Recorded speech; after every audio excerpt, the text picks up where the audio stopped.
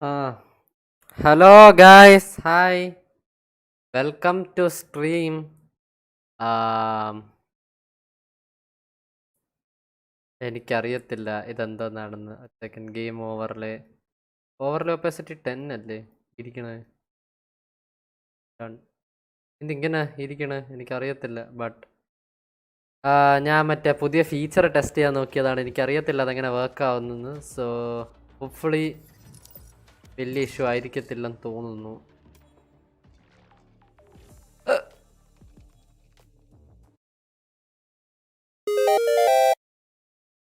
പുതിയ feature test ചെയ്യാൻ Match found. In some way.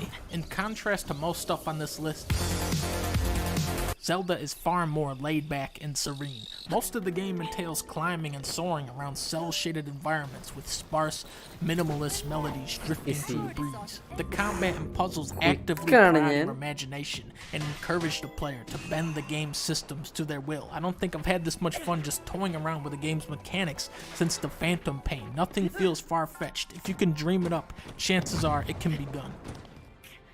Watch, I'm gonna shoot myself all the way to the volcano. Watch and learn, boys. Game fucking sucks. Super Mario Odyssey, baby! That's what I'm talking about. It's like a fucking theme park of platforming. The whole experience is anchored around collectibles. That feeling that the next thing is right around the corner, and it always is, and it's always something incredible. You have the stretchy caterpillar, you got the beaked bird, you got the onion, you got the wire, the chain chomp, the T-Rex, the tank, the fork. You can be a Goomba, you can be a frog, and of course, the tree. This is the best one. Honestly, this game shouldn't exist. It's not even possible. Mario Odyssey is a miracle video game. Okay, let's break out the list. You got the good games, you got the real good ones, and then you enter the masterpiece zone. If you haven't played these ones, എനിക്ക് പുതിയ പോക്കോൺ ഡിഎൽസി കളിക്കാൻ ഭയങ്കര തോന്നുന്നു. put a lot of thought. പക്ഷെ അത് എവിടെയും കിട്ടണില്ല. I'm not getting anything. And I'm gonna go ahead and put it right up there with the big boys. It is that goddamn good. Okay, chat window ഇവിടെ ഉണ്ട്, but എനിക്ക് അറിയത്തില്ല. Hopefully എനിക്ക് chat window കാണാൻ പറ്റും. And then of course you have Super Mario Brothers 2, Super Mario Brothers 2 Game of the Year. Super Mario Brothers 2 piece of shit.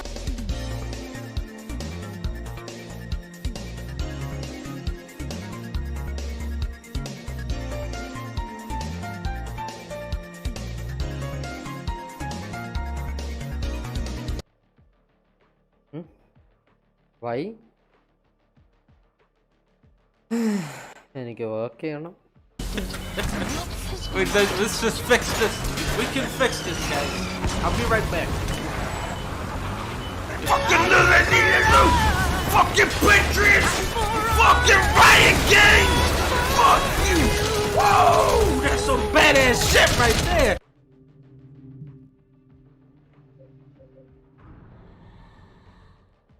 Welcome back. ഹൃദയ മൊത്തം കണ്ടില്ല അല്ലേ? Down here and start tearing your fucking carcass apart. Now make sure you're with us until they're through. You got that? But October, she doesn't care much for Stone's threats. She says, I came into this world in a body bag. I have no trouble leaving it in the same manner. So Stone calms down. She goes, well, You're a curious case, F-188. says Stone derisively, deliberately not using October's real name. but then October flips the script. She asks Stone a question that Stone might just not have the answer to. How do you know you're not one of us? You know, a synth. I'm not. Oh well, case closed. That's the beauty of it. Not everyone is a mindless doll. Sometimes they wake you up, you know, with memories of yesterday. 390586. Which is my cryptic way of saying they often give synths fake memories. So you have a false backstory to your whole life. You could be a synth, Miss Stone. Just like moi. Do you ever have flashbacks, Miss Stone? You know, anime style? That's dumb, says Stone. But you have given me a lot to think about. Stone then turns and quietly leaves the interrogation room. Stone meets back up with Doc and Cortez. Doc says, wow, the organic way that she acts and speaks. I gotta say, human after all. Wait, but wasn't Doc the guy that in the previous scene just shot one that was begging for his life in the head? Oh, while yeah. unarmed? Uh-oh.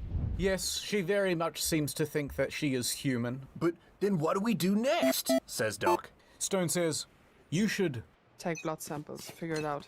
That'll help us to figure out if maybe they're more than just robots. Maybe they're made with pieces of human or something. ഇത് work We ആവുന്നില്ല. have This to is find a bullshit. quantifiable way to figure out how much blame to put on them. Now, you got other plans? Doc reluctantly agrees. And that's the end of the chapter. Oh, fucking hell. We fade back in from black, and Sugoi, we're in another anime flashback. Miss Stone is there in the waiting room of our hospital. You can call her Stone Chan, it's fine. She's looking around at all the other sick patients. Ooh, they disgust her. Stone stands up and walks forward, which kind of looks like, oh, when's my turn to see a doctor? Don't worry. Then, to her right, a kindly nurse comes over and says, don't worry, Miss Stone. You'll get all the medicine you need. Everything is going to be alright. The kindly nurse leads Stone down the solemn halls of the hospital. And finally, Stone reaches a doctor's office. The doctor's drinking some sort of fancy tea while he's reading the newspaper. One enemy remaining. He offers Stone a seat and then places a blue folder with a bag of red pills in front of him. Shutting them down. Stone pipes up. She says, What's this? The treatment. I don't understand. Latent tuberculosis infection is no joke. This is isoniazid. Once daily for 9 months. Mr. B, what's happening? so it would seem that Hannah Stone is here about the treatment of latent tuberculosis. Ooh, who'd she get that from? Probably sharing toilet seats or something. Okay. You need me to sign something? Only the check. I'm sorry. It's an antibiotic. It costs money. Okay. How much? Don't overthink it. That's my job. 8,000. You know I don't have the number of that which money number? Where am I supposed to find the money? That's for the first months. But we have insurance? Your insurance covers ambulance costs. Placing sentry. Maybe a doctor's visit. It doesn't cover the drug. What kind of people are you? So it looks like Stone needs this life-saving medicine for the Yeah. tuberculosis. But it costs too much money. Now- let's just take this step by step. I've been to many doctors. I'm a sickly man, unfortunately. At what point do you Auf discuss Wiedersehen. the payment of pharmaceuticals with the doctor? Never. It's like, what are you going to do, negotiate? Like, what- I like the idea. How much is it going to cost? He doesn't know either. 8,000. $2? It's just like, it's completely wrong. Stone storms out of the doctor's office without the medicine. And the doctor cracks a smile. An evil smile. He loved that. He loved that. I love it when people die. Think I'll be having one of these. Maybe just He takes one of the pills and puts it into his pipe and then takes out $1,000 bill and smiles. coming back. 30 seconds left. Recalling my bot. Okay. You need me to sign something? Only the check. Herzog had a hunch on something. He started digging around in the archive. One enemy Found remaining. an old tape. He wants everyone to watch it. Watch this. In the footage, Hannah Stone is sitting on one side of the table, interviewing a guy on the other side, Mustafa Mercer. Now, we haven't met Mustafa Mercer before. But Hannah has. While looking at the monitor, Stone says, Mustafa Mercer. Who? My first case. Maybe second. He's a submarine smuggler.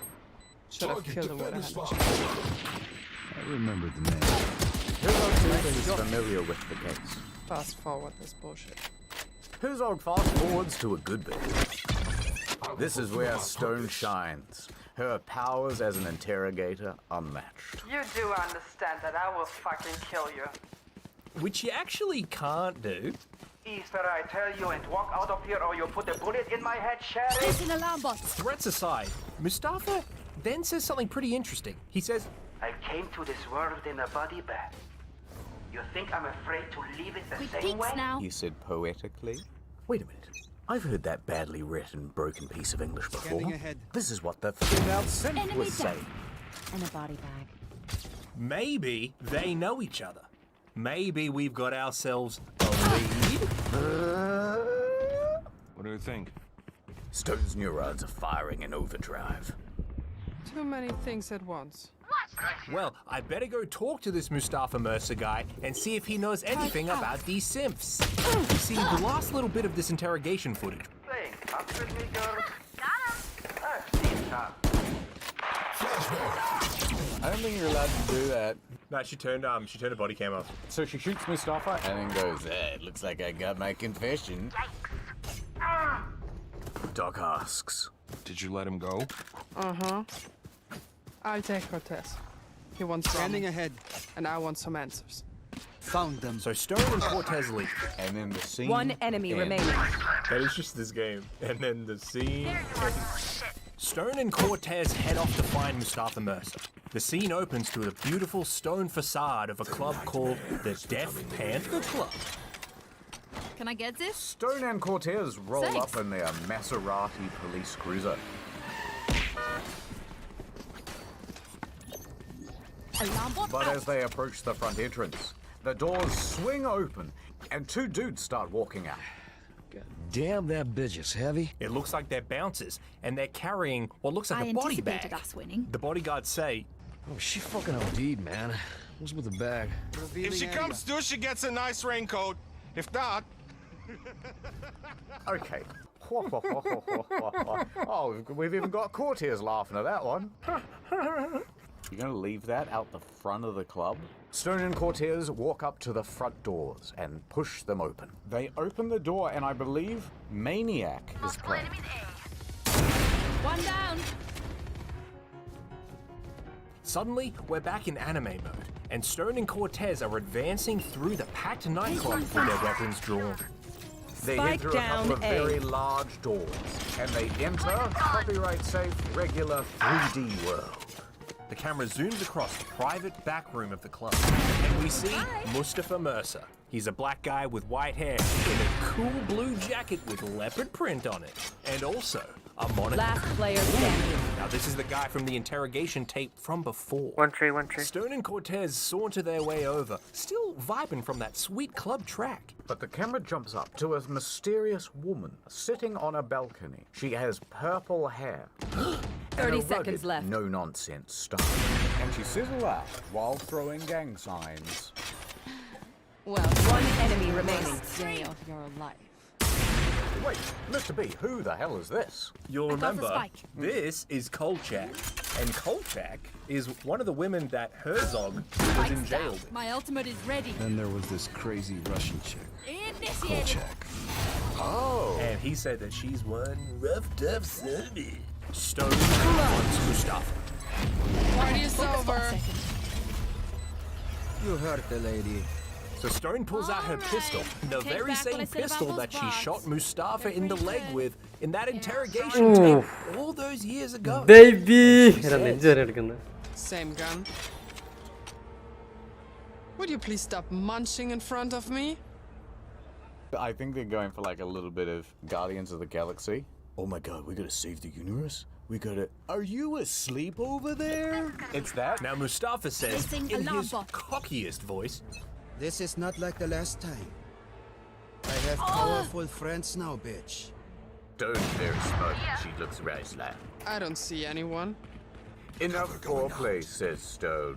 Stone tosses over a photograph of October, that female synth from before.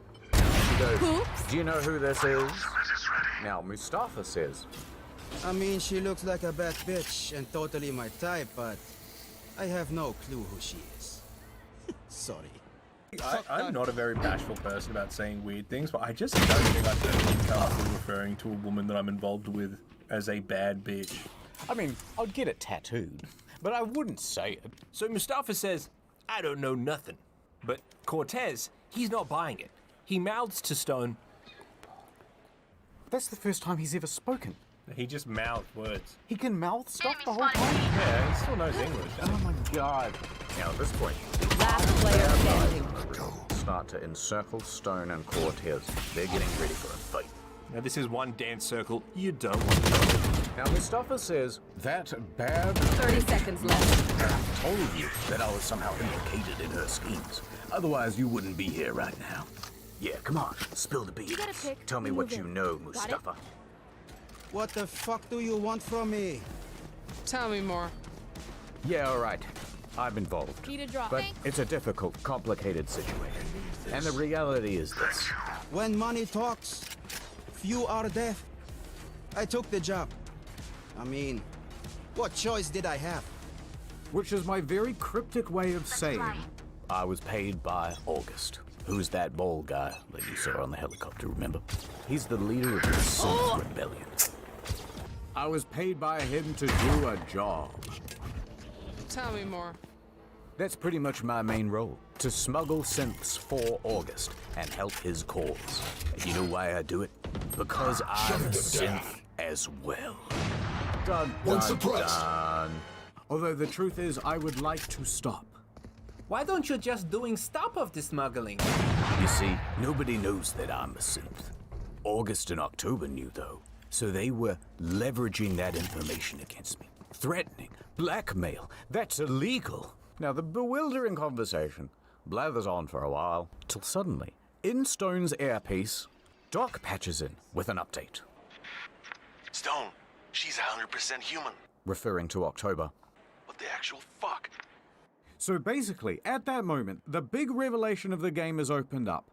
Those robot slaves were just human slaves. Wait till Mr. Lincoln hears about this. They don't have the technology to make proper synthetic. 30 seconds But left. they can augment normal people. Correct. So they augment them, market them as synths, so they can get around One enemy remaining. slave labor laws. Those pesky slave labor laws. Yes, so we shall make them garbage men and do difficult jobs. Like being a working mum. It's the hardest job of all. Stone says, but why don't you want people to know you're a synth? Maybe it's a good thing. Be proud of your synth stuff. But Mustafa says, No, they'll just treat me like a robot. I can smell their You think they care? Do you think they really care that I look just like a normal person? now Stone says in an Emmy Award-winning way, People would have figured out. there's no way anyone could keep a secret get like that. People would have figured it Thanks. out. But that's the thing, Stone. And they did. They fucking did. And you know what they did once they found out these were real Keep it people cool. and not slave That's how you robots? survive. They were just enslaved people? Nothing! Nobody cares! So what? Somebody has to shovel the radioactive shit left after the war. Somebody has to drive a garbage truck. As long as it's not them, they just look the other way. At this point, Mercer gets very angry and he decides to pull out his gun. Now, they're already pointing their guns at him, so he immediately gets shot in the head. And his Traeger juice goes all over the table with his blueberry pie. Was he having like high tea or something? Stone and Cortez fight their way through Mustafa's men and try to make their escape through the club via the roof. But Bomb grenade Dip to out. black, open. Tom Cruise, here he is. I just turned 61. I do all my own stunts, you know. Now we're not just fighting employees of the club. We're fighting those armored, I guess, mercenaries? Now these are Tom Cruise's men. One They are enemy much remaining. tougher than the regular bouncers. They do all their own stunts.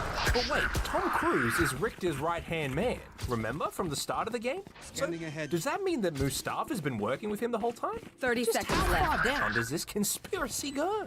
I tell you how far down it goes. Right to the top. Right, Stone and Cortez fight their way up the stairwell and onto the roof of the building. We are now on the roof. We're waiting for Doc and Herzog to come in the helicopter, but suddenly, a sniper shot rings out.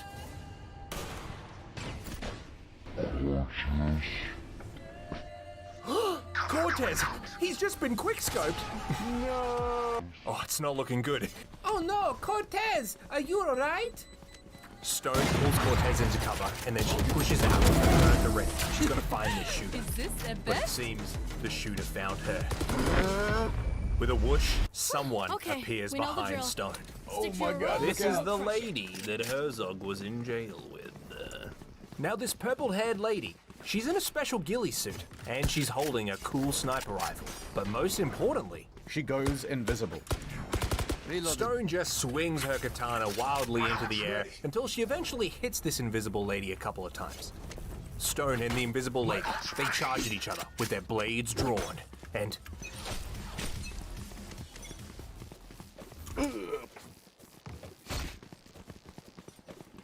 Stone runs back over to Cortez. I killed that lady.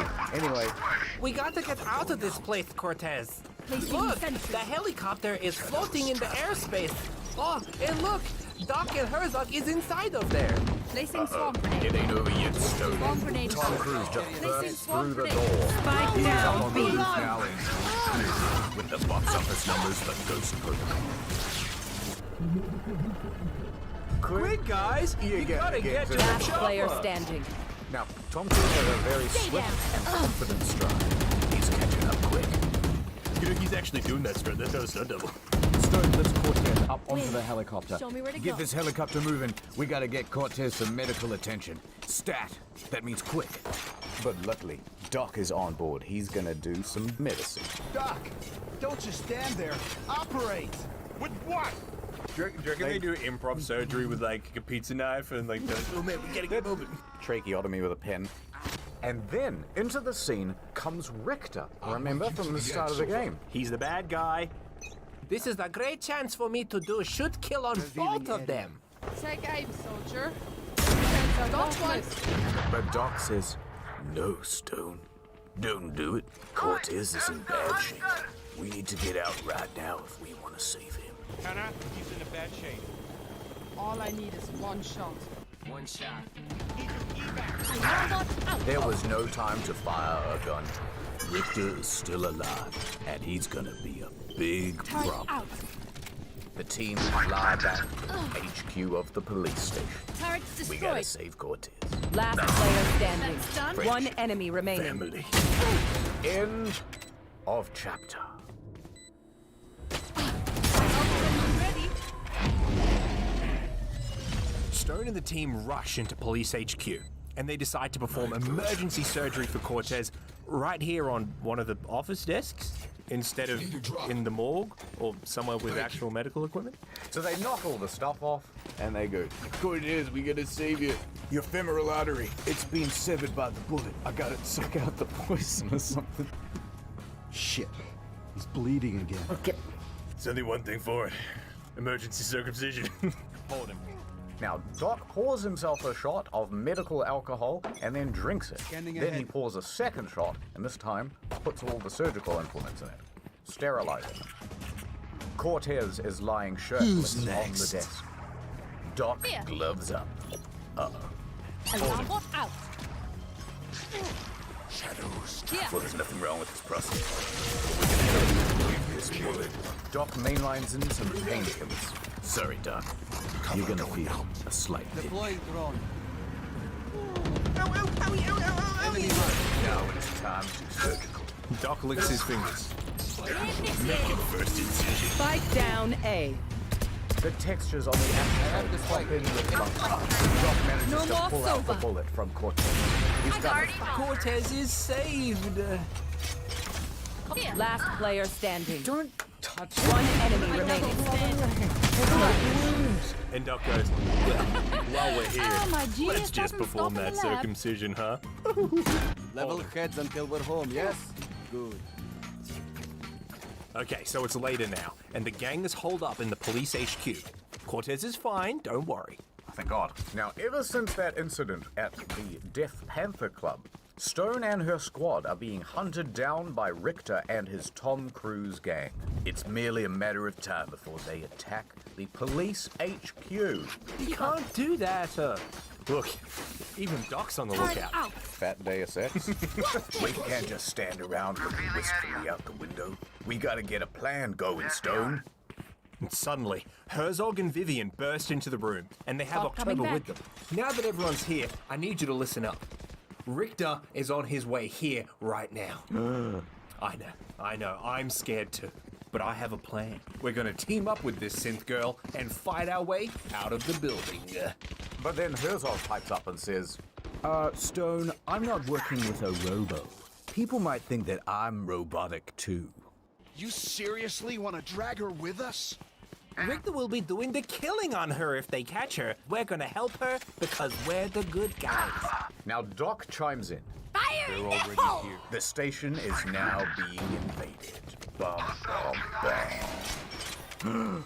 Everybody, get out your guns from their holsters Placing alarm bot. and put bullets in them. So Stone and the gang fight their way through Richter's mercenaries in an attempt to escape police agency. It looks like they're going to make it to the exit, but oh no. Tom Cruise himself appears. One and enemy closes remaining. the door that they're going to go through. Power down. Last player standing. Now, Stone is looking directly at Tom Cruise, pointing her gun at him, when suddenly, bang! A bullet hits near her foot. She turns around to see who fired it. Tom Cruise again? There's two of them. Well, it seems like Tom Cruise really does have a stunt double. Detective Stone, this time you won't be saved by the bell. Last But round both of before these the Toms switch. Last round to use our creds and for a abilities. bruising. Don't waste your So firepower. Stone and Maiwamo Shinderi used them with her katana. And then the squad blows up the door I got money. Need something? and walks their way in. You all right, Stone? We gotta get out of here. All good. Let's go. End of the very action-packed chapter. Detective Stone, this time you won't be saved by the bell. Open scene to the squad. The streets are swarming with Richter's mercenaries. Good. What are the gang gonna do? Everywhere they turn, they're ambushed by bad guys. They can't win this fight, so they retreat down an alleyway. They get a moment to catch their breath, and then October pipes up. She says, "Hey guys, October here, beep beep boop. I have an idea. Let's get my boyfriend involved." You won't make it without him. Remember him? He's holed up with some people nearby. It gets better every minute. So Stone goes, all right, that is good plan. Beep beep boop.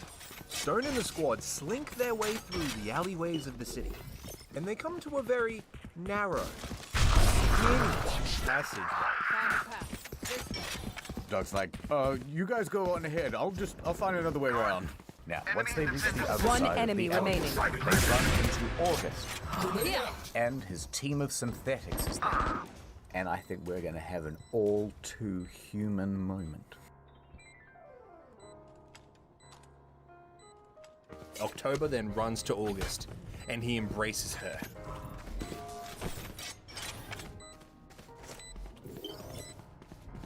Take the shot! Take the shot, Cortez! You can get them both in one, Cortez!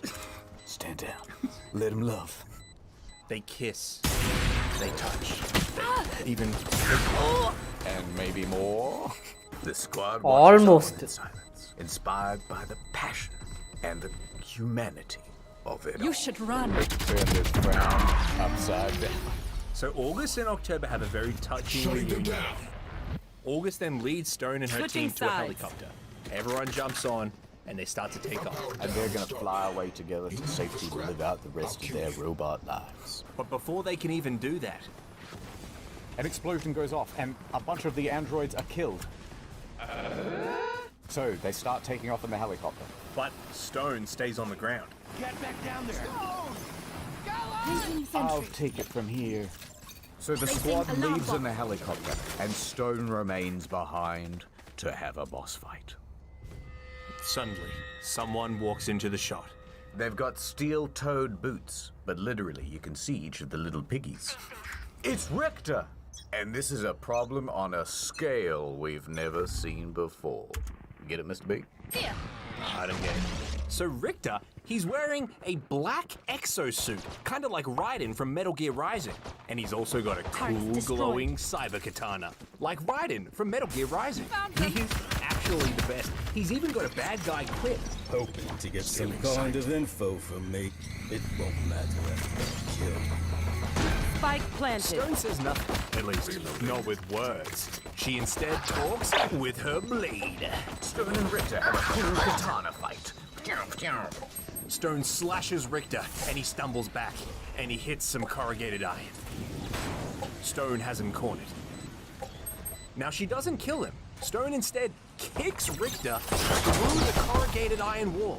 Last player standing. Falls down from the top of the building that they were fighting on, down into the city below.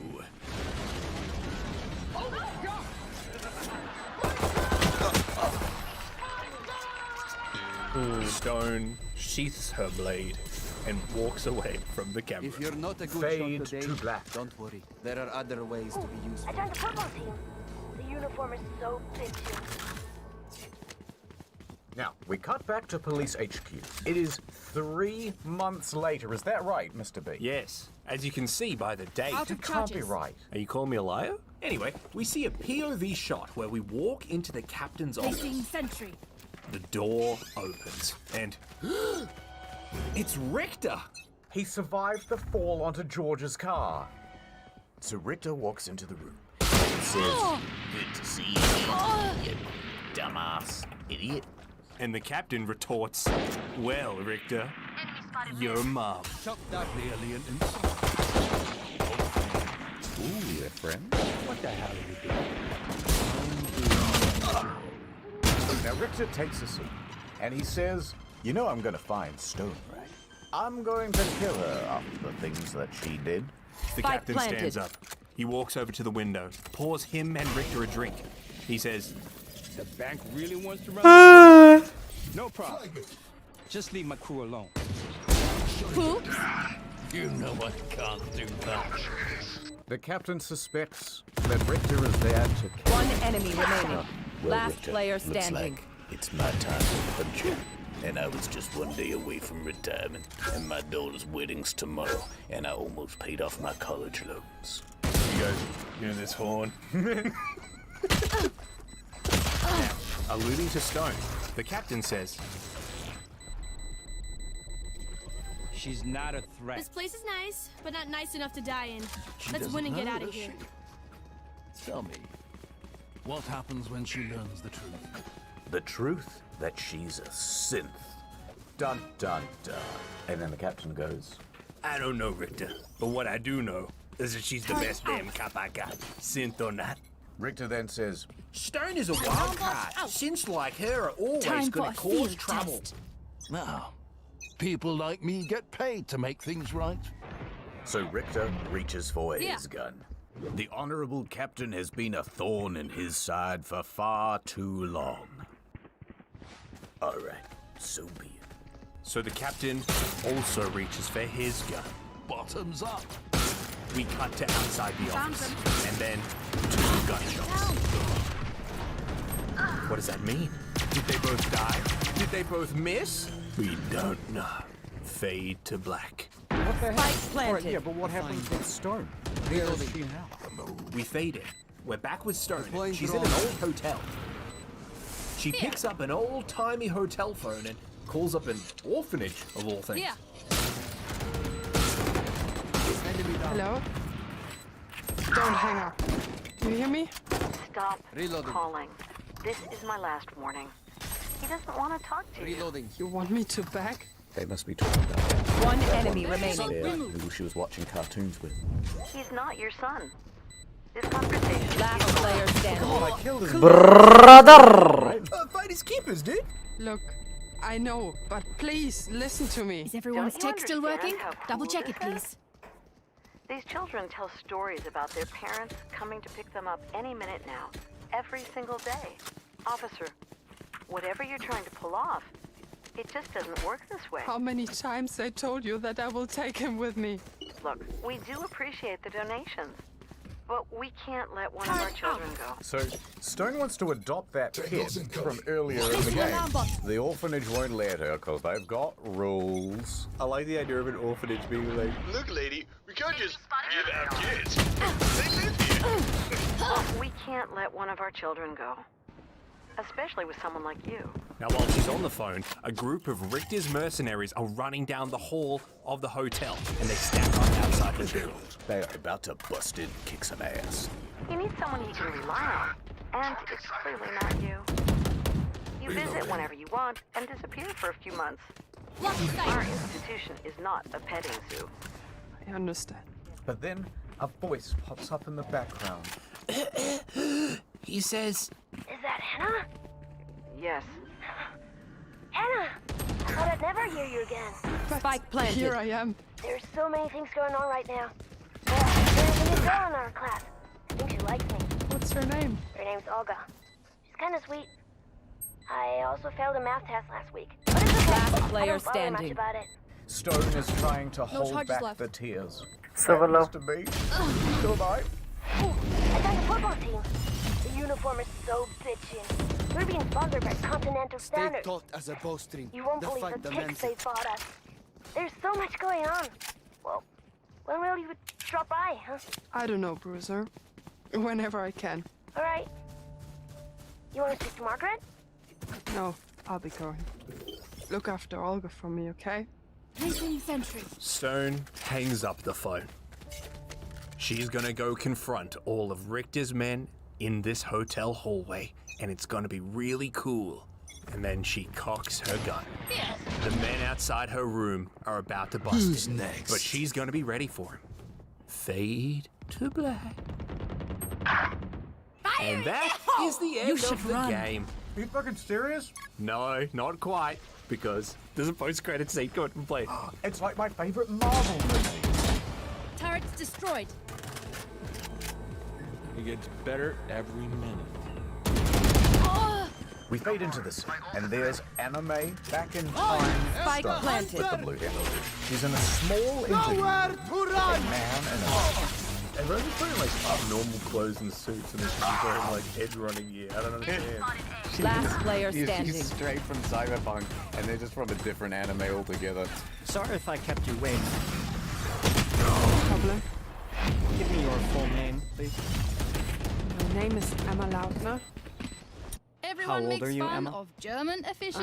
I'm 19. Just keep Okay, laughing this as you is use great. all my gear. Why are you here today? I urgently need the money. How much? I don't know. A lot. Is there someone you want to help? Yes, I heard about this place from a friend. We won't hand you the cash if that's why you're here. No. Turret out. I just need to pay for my son's treatment. Is he sick? Yes. She's not the one with tuberculosis. It's her son. But her son can't be the boy she saved before in the orphanage, because Blue Hair Stone's in the past. So does that mean that Stone had a kid in the past that she's forgotten about? Okay, so here's what's going to happen. Continental Standard will pay for your kid's treatment. Family values are very important to us. We'll give you a white-collar job, nothing extraordinary. A year later, you will wake up at one of our locations, not knowing that anything ever happened. Sign this form and take your pills. Doesn't that sound a lot like what October was saying? Like they do with synths? When they wipe their memory? What happens when you get recalled? New mission, new memories, if any. Sometimes they wake you up, you know, with memories of yesterday. So Stone was a synth the whole time? Finished. Didn't Doc say that October, also a synth, was actually 100%? One enemy remaining. Spike down A. Okay, let's go. Finally. Wait, so how does that work? See, it turns out no one has invented the synth. What do They you are say, just drone? ordinary Ready to people stretch your who wings? had had their memories wiped and then a whole bunch of implants put in. So what that means is, Stone was an ordinary lady. She had a baby. The baby was ordinary as well. And then it developed latent tuberculosis. Lamau, very sad. But she could not afford the medicine. So she said, I know where I can find the money. You make me a synth, I'll forget my son, and I'll become essentially a mindless robot for you to order around. By the way, what will my job be when I become a synth? Oh, nothing serious. Just an office worker or something like that. Placing sentry. True. Pretty soon it turns out she's some sort of fighter person. Spike She ends up down with a B. robot arm, and she ends up in prison for war crimes. And that's the real end of the game. What's Vivian's deal? Because she's got that whole show. Did you see that? Show. You didn't see? Oh man, maybe we should be OBSing. You should check this out. There's like a cooking show with Quiet's actress as Vivian. Check this out. My name is Vivian. One enemy remaining. Really? And if you think My you've ultimate is recognized ready. me from somewhere, it is because you did. Not that anybody cares anymore. Oh, so the weaponsmith was an Olympic Yeah. shooter. Oh. And there I was, on my own. Reinventing my career and venturing into the world of entertainment as a celebrity point. chef was the best thing my agent had in mind. So this is actually canon to the game? Yeah. I thought you knew that going in. What the fuck? Okay, and then she ends up working at a mercenary police station. Yeah. Dude, nice subscription Placing stuff. sentry. Placing alarm That's all you bot. need. Hey, it's your girl, Vivian Niemans-Verdriet. Dear Vivian, my name is Gunther, and I'm death row inmate B2155 at the Zakatsky Island Maximum Security Prison. There is so much to unpack. Oh my god. Let's unpack this. Yeah, I wish you had showed me this weeks ago. I brought it up like twice, and you always just Welcome disregard to my it. world. William, I don't care about Vivian, I would say. This is Dom. Spike A planted. living proof that Dostoevsky's characters are way bigger. Better be. Initiated. Meet Detective Stone. She's a Placing badass swamp grenade. katana-wielding Hong Kong police officer. Ah, yes, katana. The weapon of Hong Kong. Standard issue. It's kind of funny. Bro. Last player standing. Insane.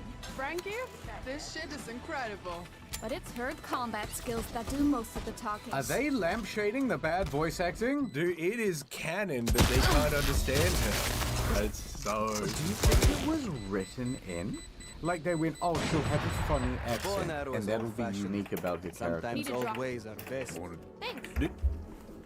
So this, yeah. Oh, this is that the Waitress from the Atomic Heart. Oh my god! Right, so they fleshed all that out too. I feel bad for this game now, because we spent the whole time ripping on it. They've got funny accents, but boy did they try. This is it. This is it. Pause. That is Cortez, and that is Stone. Look at this son of a bitch. Talking. And he's white. I mean, also he's white. Headshot. That's canon though. Wait, did he just? He did. What? Oh, I like. Okay. I hope someone got fired for that one. Some of this production stuff. One are enemy quite remaining. impressive. They didn't have to go to all this extra work. It's not. They tried. Yeah, they like 100% tried.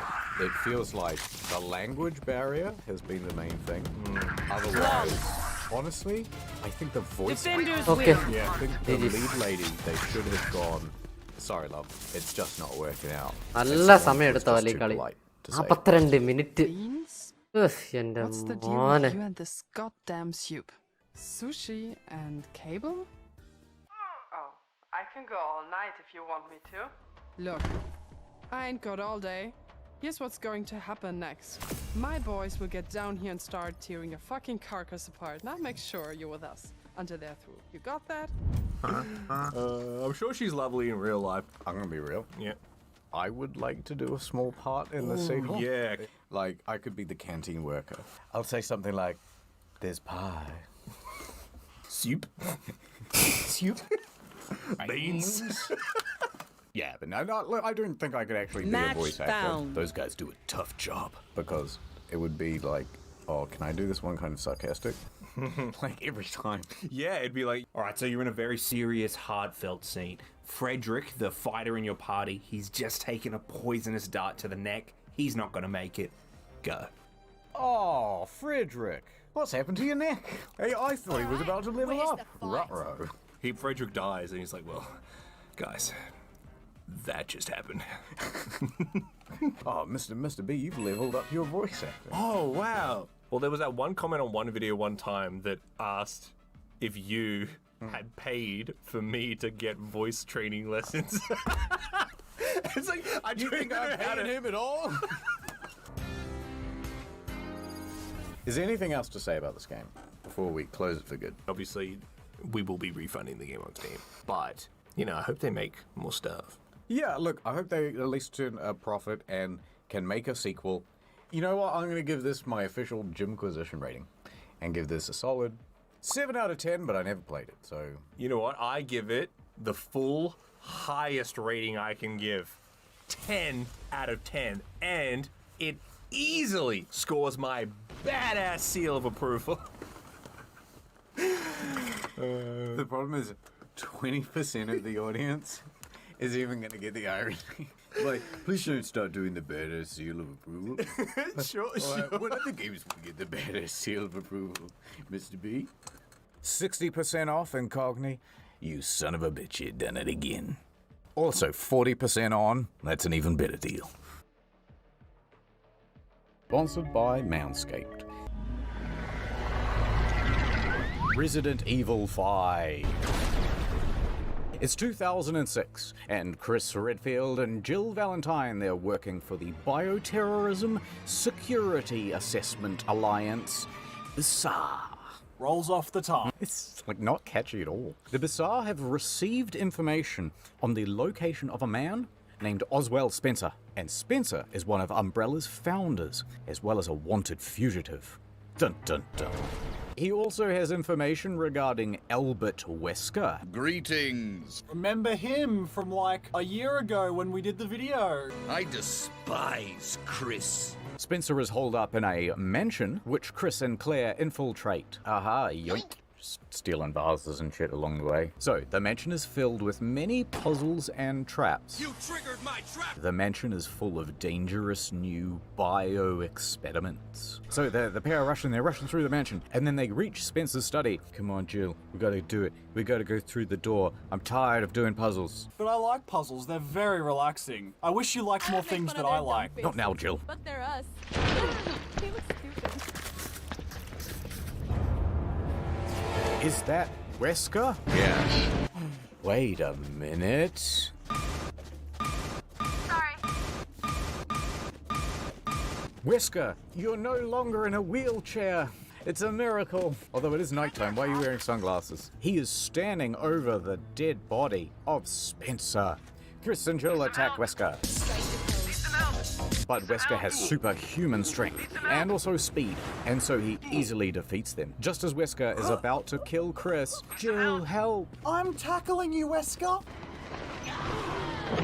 Jill and Wesker crash through the window and down the cliffside below. No, Jill, I loved you. Dip to white. Transition. 3 years later, Chris is in Africa. As he drives along, he talks to himself about what the BSAA is. Exposition time. I should have seen it coming. It didn't take long after the fall of the Umbrella Corporation. Blah, blah, blah. He's not very direct. I shall paraphrase. He says, so when Umbrella dismantled all their bioorganic weapons, instead of just throwing them into the bin responsibly, they decided to sell them on the black market. Dun dun dun. Now it seems as though terrorists here in Africa have bought those weapons. And I, Chris, have been sent to stop that. Last player standing. Remember what happened in Raccoon City? Yeah, well, we don't want another one of those happening. So the government says, oh no, send Chris. Chris is part of an organization called BSAR. Now, above them is the GPC, and above them is the government. Get it, get it, get it? It all makes sense. So easy.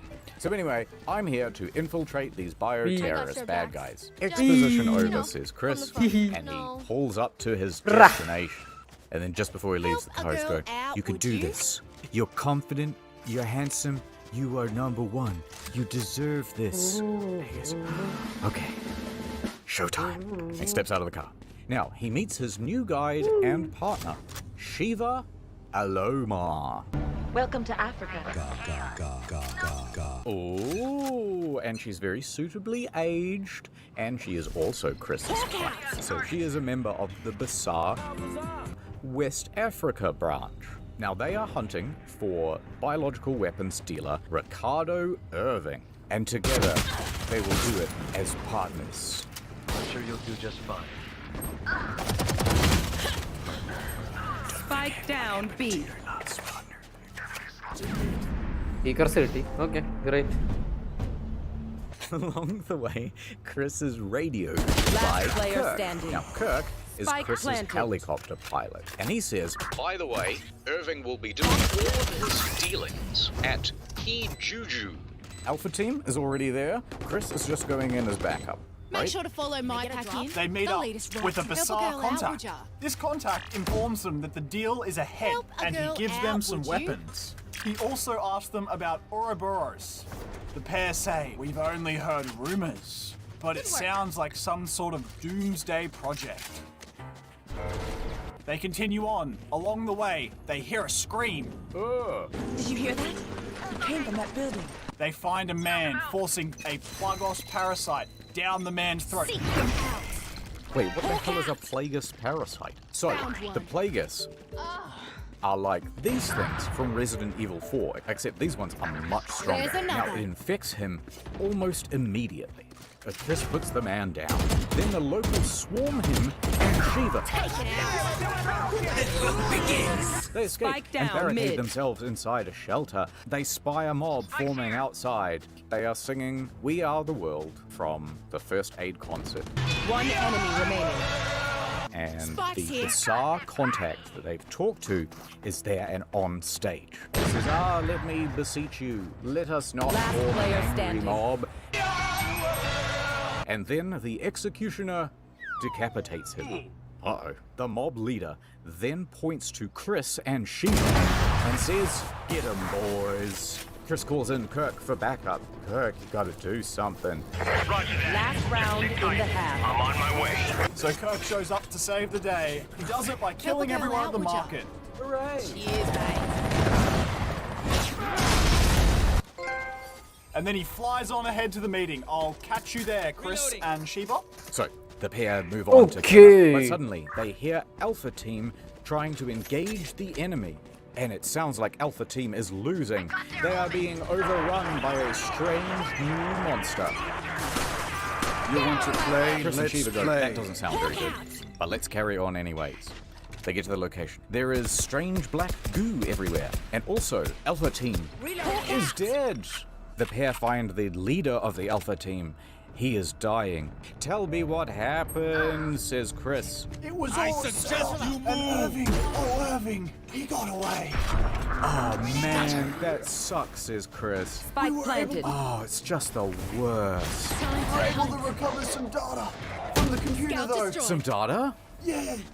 Here you go, Chris. Take my data. Thank you. I'll Last always player remember standing. you. For my data or He's for just busy closing his eyes with his fingers. The mission is now to deliver the data to a relay so that it can be sent back to HQ. ഒരു win മതി. They head out to do that. But They then got a 1 win, right? they are attacked by the same Switching monster sides. that Alpha Team was attacked by. And it looks like No a doctor, swarm of but I can legions, patch a but bullet hole vaguely or two. humanoid. Let me know if you need healing. What am I? The pair shoot at it, but it doesn't do any damage. The only thing that Help a seems to girl hurt it at out, all would is you? fire. Off for the Hot 16 right now. So they trap it in the incinerator and they burn it. just a helpful incinerator nearby. Now that that's done, it's time for me to make it to the relay, where I can inform HQ that Alpha Team is dead, and also 0111001111001111. Ah, the cure. They also state that these infected are similar to those in Leon Kennedy's report. Let's fly. Remember? From Resident Evil 4? Good work. That's this guy right here. Here's his face. No thanks, bro. HQ doesn't really care though. We don't care about any of this stuff. We just want you to go find Irving. Thank you. Oh, okay.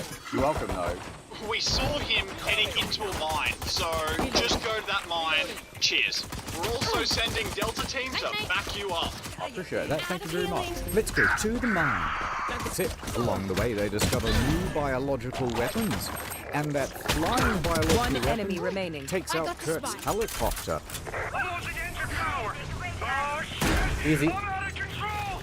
Chris rushes to the crash site. I've got to save Kirk. They get there and they confirm that there are no survivors. Oh, then the pair are surrounded by infected. Help a girl out, would ya? Jeez, help a girl out, would you? Help a girl out, would ya? Things are looking bad for Chris and Shiva. Could this be the end? But then Delta Team shows up. They save the pair. Delta Team's captain, Josh Stone, used to mentor Shiva, apparently. Now, Stone says, you gotta keep going. We're counting on you, and we'll clean up here. Okay. He also gives Chris new research info. They open Brother! Inside is a photo of Jill. Chris is shocked, but he is thrilled that she may still be alive. Oh, thank God, I won't have to hang out with Shiva. Then he and Shiva head to the mine. So, mine time. Yada yada yada yada yada. Running down the mine.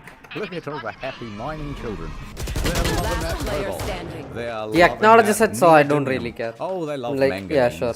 Chris and Shiva make it to the other side of the mine. If he had trash talked me for losing that would have been a problem. But just as they're about to apprehend him, boom, cloaked woman comes in with a smoke bomb. Help a girl She out, helps would Irving you? escape.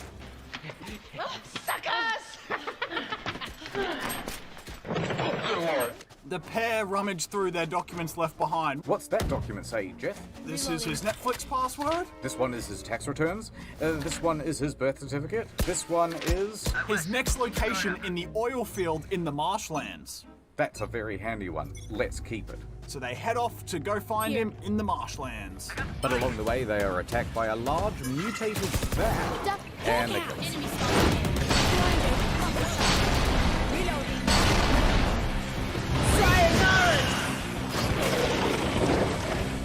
And that was the last of its species, so got that. And as soon as they're done, a bizarre truck pulls in.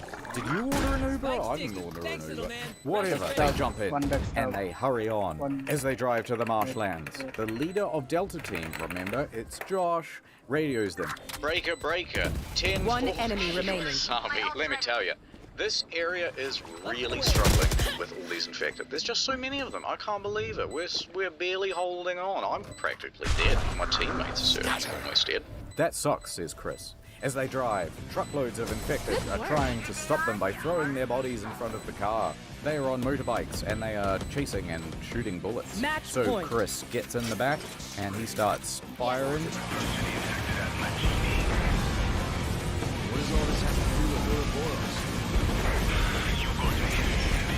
At this point, I just want to emphasize, Chris is there to save Africa, right? Despite what it looks like. Let me explain. They manage to fight their way through as night falls. Oh no, says Chris. The bridge is out. I'm gonna have to do a wicked sick ollie right over the top. And he does. Fireworks are going off in the background. There's some rock music. There's an American flag over the top. Hell yeah. There's just one guy who's commuting to work. Wait, what's going on? Whoa. Oh. It's spooky nighttime, right? And they're looking around and they see most of Delta Team is dead. The Uber driver says, alright, let's pull over. They get out and they start looking around. Ah, what's here?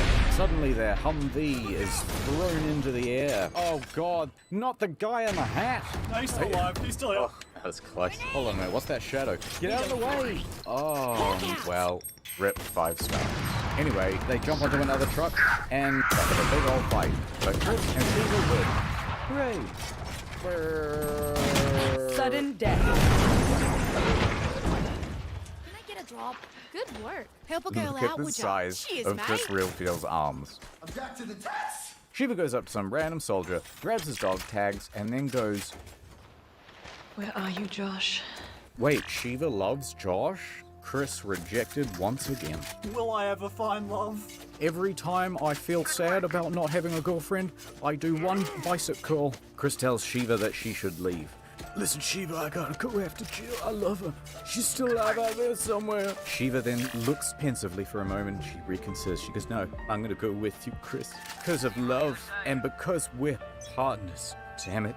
Chris, look around. We should both get gathered here.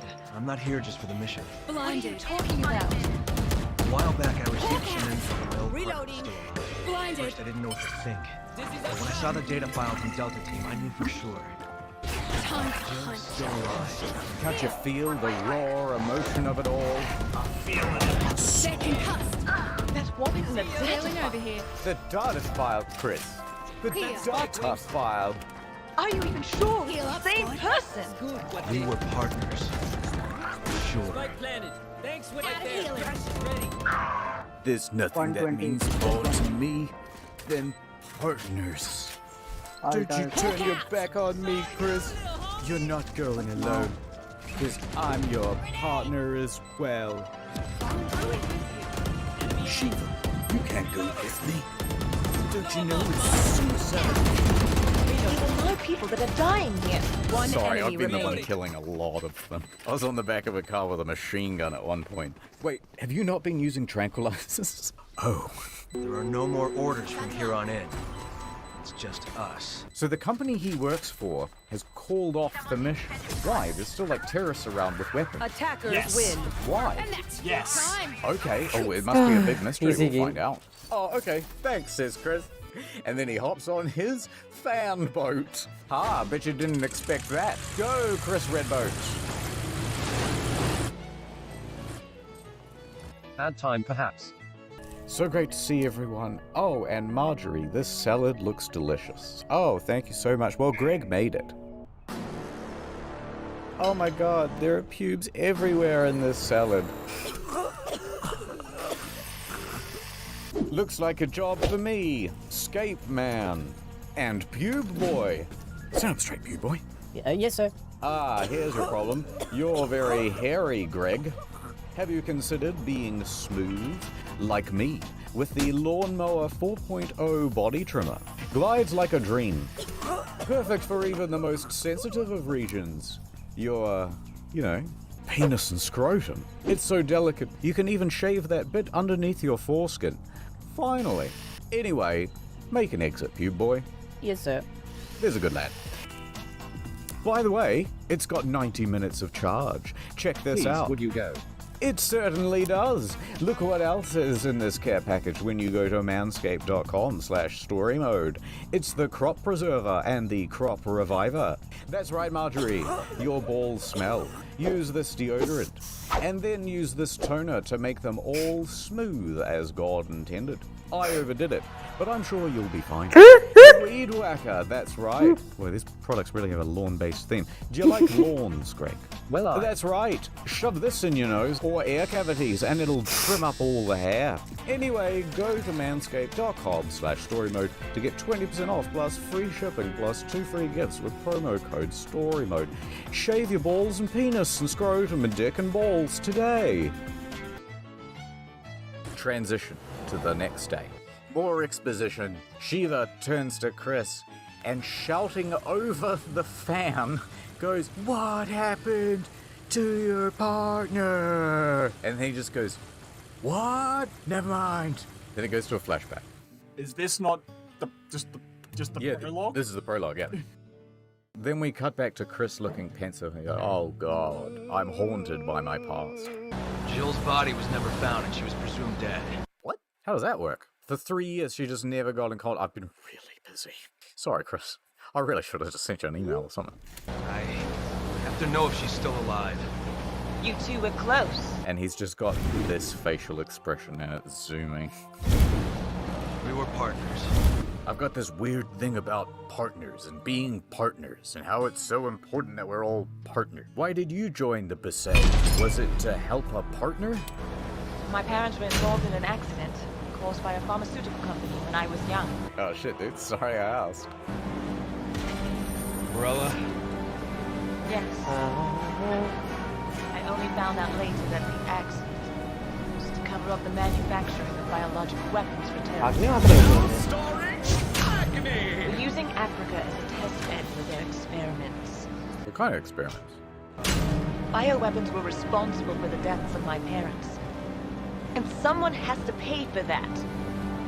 So you joined the BSAA? There's only so much one person can do.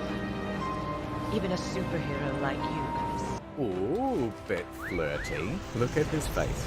Look at his face. I'm no superhero. But together, we can end this. Then let's make a stand for our fallen brothers. What is this accent? Right, that's it. Shiva's gonna have a normal accent now. Then let's make a stand for our fallen brothers. And then he goes, "What? I wasn't listening." And he does a wicked sick jump off a ramp. Fireworks. This time we're doing a kickflip. Then that's the end of the scene. They finally reach a tribal village. Wait, why are they here? The fields. Yes, the marshlands to find Irving, to track down Jill. How did Irving get here so quick? Turns out, all the locals here are infected. So Chris and Sheba have no choice but to mow them all down. They carry on into the village to steal some trinkets. They make it through the village, and then they find some tents. And they say Tricell on them. Tricell is one of the companies that helped to form Basar. So this encampment is right between the native village and this oil field. Also, exposition. Okay, so this new, stronger Plagas, right? Here it is. That was actually made by Tricell, and they tested them on the local populace. Oh no! Anyway, they move on to the oil fields, and oh my god, who is that in the distance? It's Irving! Oh my god! We also find Josh. Josh! Oh, it's so good to see you. Josh is alive. Uh-oh. Just as I was getting to know Sheba, we were going to make a baby with the dual citizenship. You're alive. Are you okay? Well, how did you get here? We were at the port. We were attacked. And then, well, I ended up here. Oh, this is suspicious as fuck. He's got a Plagas in him. So Josh, Sheba, and Chris are now all working together, and they're going after Irving. Good luck. They see Irving aboard his yacht. Also on the yacht is the cloaked woman who rescued Irving. The cloaked woman jumps on a cool speedboat and speeds away. Sincerity is a dangerous thing. Laughing like a bully. Sorry! On my blended timing! You are just in time for the fireworks show! Boom! Thanks. You said it, Chris. The bad guys get away, right? He has set up a bomb. Sheba and Josh quickly get The first defeat is always the best. Alright, let's catch up with Irving. Wow, oh, it's nice out here. You know, not too hot, not too cold, plenty of mangroves. Killing some locals. Enjoying the breeze. Then all of a sudden, oh, it's Irving. They happen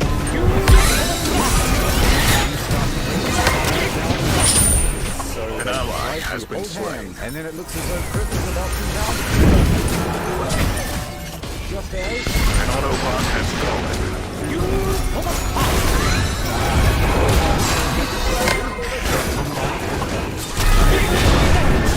One shot. An enemy has been slain. He's very wistful.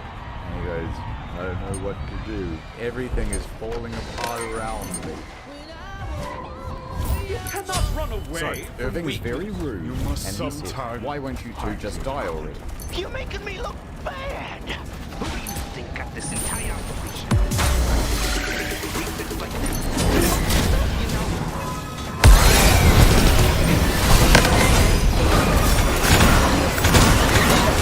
Let's take the battle to them. He's gonna kill himself. We cannot stand by and watch the destruction of this planet. So Irving has injected himself with red goo. He then starts getting terrible Sincerity cracks is on a his back, I dangerous guess. thing. No, it's less. He's becoming Dr. Octopus. He's loving it, but it must be painful. He's got a lot of...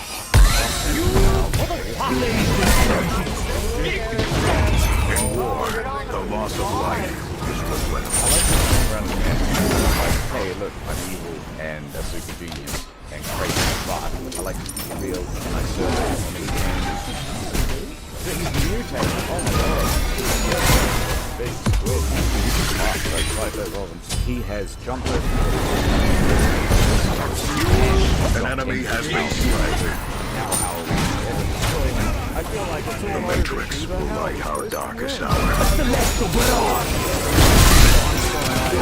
Us. But then Irving shows up and he says, haha, not so fast. Our comrades need aid.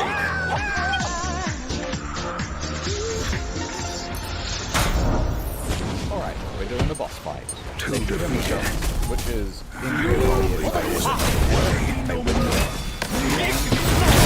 And his texture is correct all across the model. I guess I wasn't Talking about the thing that he injected in his neck. Yeah. So, quality one. Who is that? Is she single, says Chris? Is she cute like this? This is my type. Does she look anything like this? Who's Excella? She is Tricell's African Division Director. Where is this What the fuck? Did he excellent? It's not a facility. In war, the loss of life is the goal.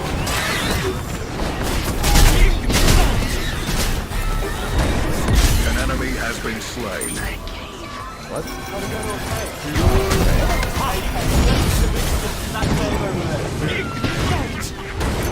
Anyway, An ally has been slain. just a little something. That is impressive.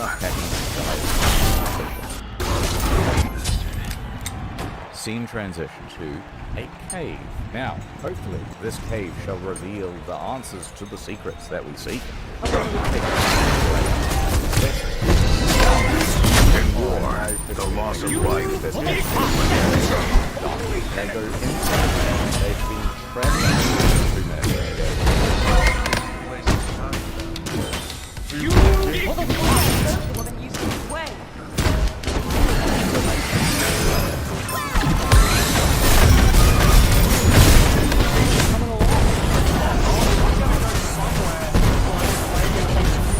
There's no reception in this cave.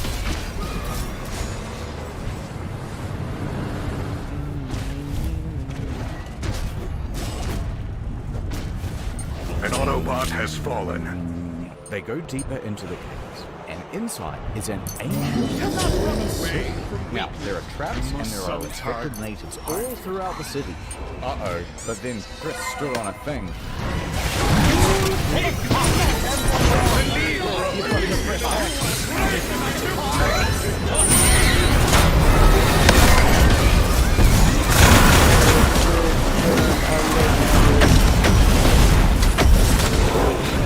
You saved me. Alright, we didn't edit this right. This is really how it goes. An enemy has been slain. So, Chris and Sheila are dealing with all the traps.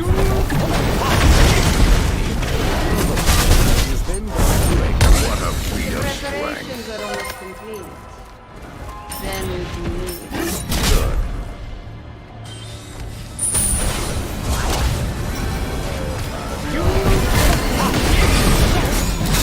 Double kill. Yes, it's Wesker.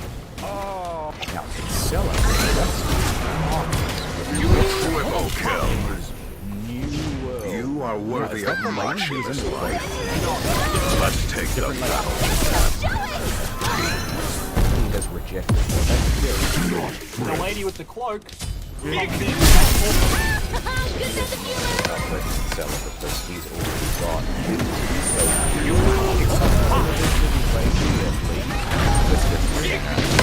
So cool. Cut back to Chris and Shiva, who carry on killing African people, which is what Chris does, but oh my god, that is not what happens if you shoot African people. Which I also encourage my audience not to do. Please, anymore. So after they work their way through this ancient city, yes, they reach a shrine, and it's overgrown with pretty An ally has been slain. In war, the loss of life is regrettable.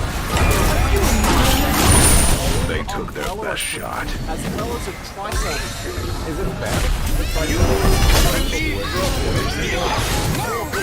Right alongside us to defeat the Decepticons. We have suffered greatly. We have not lost the war. Is developing plots. Right, so continue on. An Autobot has fallen. which is still in Their operation. tyranny So they is at an started end. to try self-computers, right? And they are digging for information, going through old emails, opening up the recycle bin. That is All impressive. about the flower that's there at this place, right? Now, this flower is the source of the progenitor virus.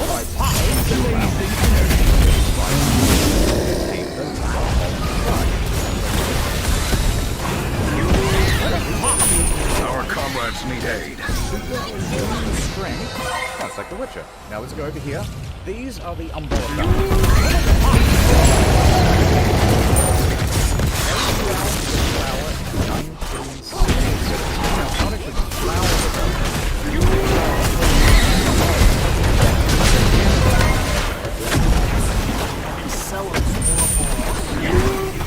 An Autobot has fallen. Alright, let's go faster. So they continue on from the research lab and they fight some new and improved biological weapons and they An enemy has been And slain. Chris is there. He says, these ones look similar to the ones that were exploded with.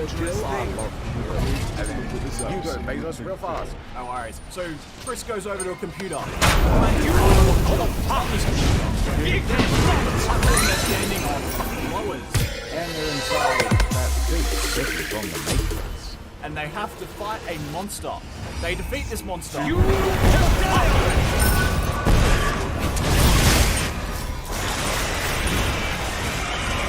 You did it, Chris. Pops out of the wall and it comes towards the point.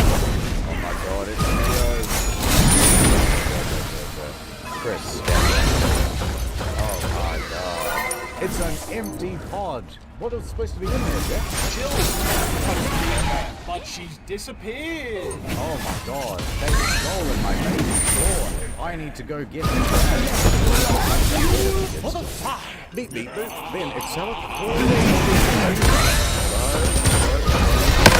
Take no pleasure in this. In war, the loss of life. An enemy has been slain. In war, the loss of life is Excella was the one who ordered Others will BS rise to defeat the Decepticons. No more One shall stand. That is impressive. Even if I did know, you think I would tell you? Cut the crap. Tell me where she is. No. And so, anyways, that was like a FaceTime call, and she can't hang up very easily. Let's take the battle to them. They run into You have slain an enemy. military, and they're guarding the lower facility. And he overhears the name. Yeah, this confirms Chris. An enemy has been slain. Now, they find another lab, and they confront Excella. You really have fun. If you have something to say to me, say it to my Only face. there was another way. In war, the loss of life No is information out of regrettable. her. She'd be dead. Well, what's more important? Jill. Jill's the most important thing. Stopping these two, saving the world. An ally has been slain. Blazing energy.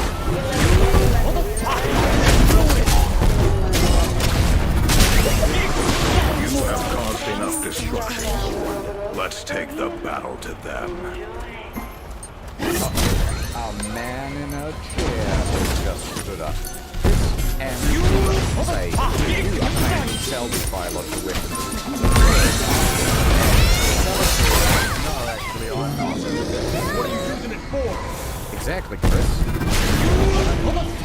An Autobot has fallen. Philosopher's stone, one that will choose the DNA who shall proceed to the next stage. My vision and his combined. Now Sincerity is a dangerous So she wants to improve mankind by making them all gross and having squid bed? Our comrades need aid. The ones who survive will have superhuman abilities, and the others will all die. Okay, I guess that makes sense. Uh-oh, then Squid Agent 47 comes right up and so Chris uses his flamethrower, which he had on him the whole time. An Autobot has fallen. Big plate of black spaghetti. And then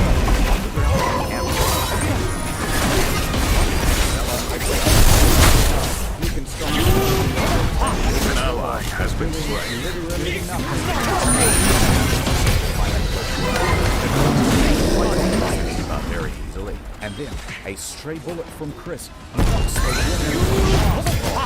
Civilians have reached your port. Okay, that's pretty cool. Hold on, I want to get a good look at it. Let's take the battle to them. That is. They took their best shot. Put on white face, but also look out for the Whisker. The play was a great success. The audience was awful. You cannot run away. Oh my god, I've heard so much about you. My son tongue. An ally has been slain. An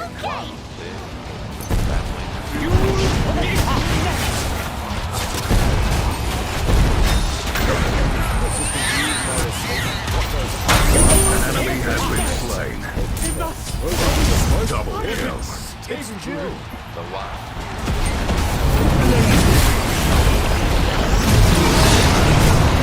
Oh no.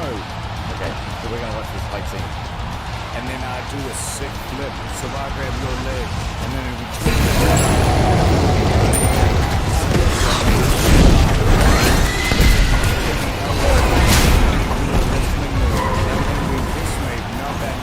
not that last one. Using guns, and they win. Chris gets kicked through the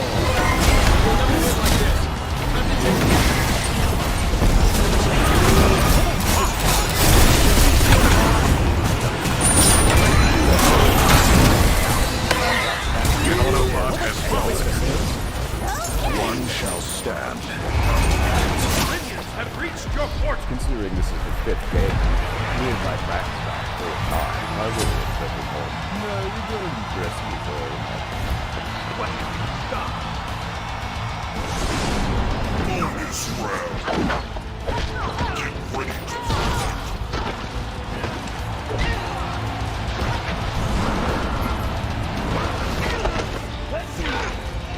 Break his arm. Break it. Break it. Break it.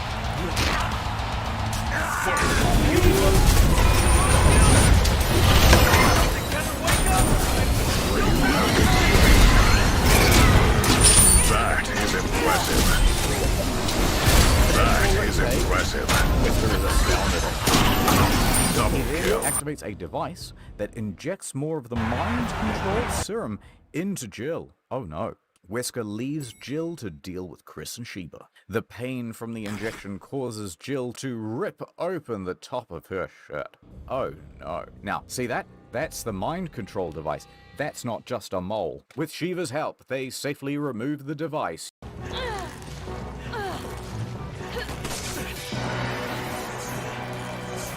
Now Jill is back to normal. Oh, Jill, I missed you. It's no good time, Chris. I'm very weak. I could see everything that was happening, but I could not control it. Chris, my partner, you must go on ahead, and you have to stop Wesker from spreading the Ouroboros. You're the only one that can stop Wesker. Shiva, please, I'm begging you, keep my man safe. Are you guys, dating? Chris and Shiva continue. I'll wait here. And they see Wesker and Excella boarding a ship. They wait till night and sneak on behind them. This is sneaking onto the ship.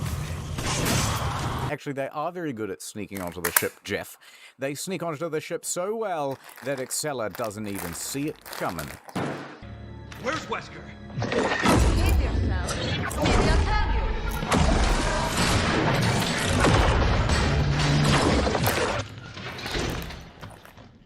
Damn it!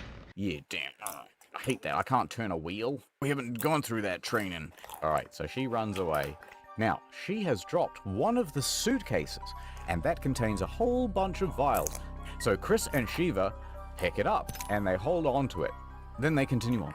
Cut back to Wesker, who is watching the pair on CCTV. Whilst watching them, he has a flashback to the mansion scene from 2 years ago. Remember when everyone fell out the window? No. Wesker is having a chat with the Umbrella founder, Oswell Spencer, who he later went on to kill. Oswell is talking about the progenitor virus, remember, from the flowers? He says, this will make people into a new breed of superhumans. And let me tell you, Wesker, this was all part of a program called the Wesker Children. Oh my god, what have you done? And I'll tell you what else, Wesker. You're the only one who survived. I bet you're having an existential crisis now, aren't you, Wesker? Are you saying I was manufactured? Yes, Albert, you were. You were not born of a woman. You were born of a tube. For you see, Wesker, I aimed to become a god amongst men, and so I needed other people to be injected with this thing to test it. And you test it, thank you. Where's my mom? But all of his plans were foiled when Raccoon City, got overrun by all the zombies. Here's that clip from Resident Evil 3 Remake. I'm mad about this, and that right to be a god among men, it's now mine. Oh my god. So Wesker slays Oswald Spencer. He fists the old man to death. We get out of the flashback. Oh, right. Now we cut back to Chris and Shiva, and they are wandering along, having a great time, until the day is ruined because, that's right, a pile of dead bodies. That is disappointing. But there's good news. Excella is there. Oh no, she's got diarrhea. So Excella is squidging towards them, and she states, "Listen up, Chris. Wesker, he's betrayed me. He's not my BF anymore. I'm single now, or at least it's complicated." And Chris says, Wesker never cares about anyone but himself. He has no mind. "It's true, Chris. You're one of the good guys. Oh wow, I wish I could meet someone like you." So it turns out that it's not just diarrhea. It's actually an Ouroboros. Then suddenly, bing, bing, bing, bong. Is that Wesker? Chris, it's nice to see you again. How have you been? But the Ouroboros rejects Excella, and her body begins to anamorph. I'm the jump master. Let the research begin. Now this is something And she starts consuming the huge pile of dead bodies. Anyway, it grows into an enormous creature, and it takes over the ship. They find an RPG, and then they hit Excella right in the mouth or whatever. They stop Excella. That's pretty cool. Now you also own a ship. So they continue on to find Wesker. Now, this time they've reversed the roles. They're looking at CCTV of Wesker, and they see him preparing a bomber aircraft. Oh my god. They realize that this is how he plans to spread the Ouroboros. Using a bomb. Suddenly, it's an incoming call from Jill. Chris and Chiba pick up. Ahoy hoy. You were so worried about me, Chris. I appreciate your concern. I worry about you too sometimes. Now shut up and listen. It comes from a virus. No shit. Had we not been operating on that premise the whole time? Did we just think he worked out a lot? Alright, go on, Jill. Give me the breaking news from 2 years ago. But the virus is unstable. In order to make sure to balance, he must inject himself regularly with a serum. Right. Okay, that is new. So if you cut the supply of serum, he loses his strength. Affirmative. But he just took a dose. 我怎么打不开这个胶囊？ Taking fire. Damn. Why is that so funny? It is, and I don't know why. Now, one more thing. It also has to be a precise dose, meaning that too much will actually poison him. Thankfully, however, Chris and Shiva have a vial from the thing that Excella dropped, and so they can give him the wrong amount? Yeah. Awesome. You're breaking up. Back to Silverdrag. Now that they need they fight through all the stuff, and they get to the pickup point, where they expect to find a pilot, Doug, who's gonna save them. But instead, they are swarmed by a swarm of infected people. But then Doug does arrive. Just in time, hooray! The day is saved. Uh-oh, though. Jill is wounded. Doug gives cover as Josh helps a wounded Jill into the helicopter. Come on, Jill. I also fancy you. Suddenly, an enemy fires a rocket at Doug. It hits Doug, and he dies. No. Now, Josh and Jill, they fly away, but they mourn his loss. Oh, Doug, I'll always miss you. They continue on to find Chris and Shiva. They've been fighting through the tanker, and they're about to arrive at that weird-looking plane. They open the door, and there he is, Wesker. And Wesker says, Subject spotted here to ever tired of failing in your mission. But to be fair, he's failing good mission too. We don't ever get tired of chasing you Wesker. We must stop together as partners. That's right, partners with romantic feelings, right, Shiva?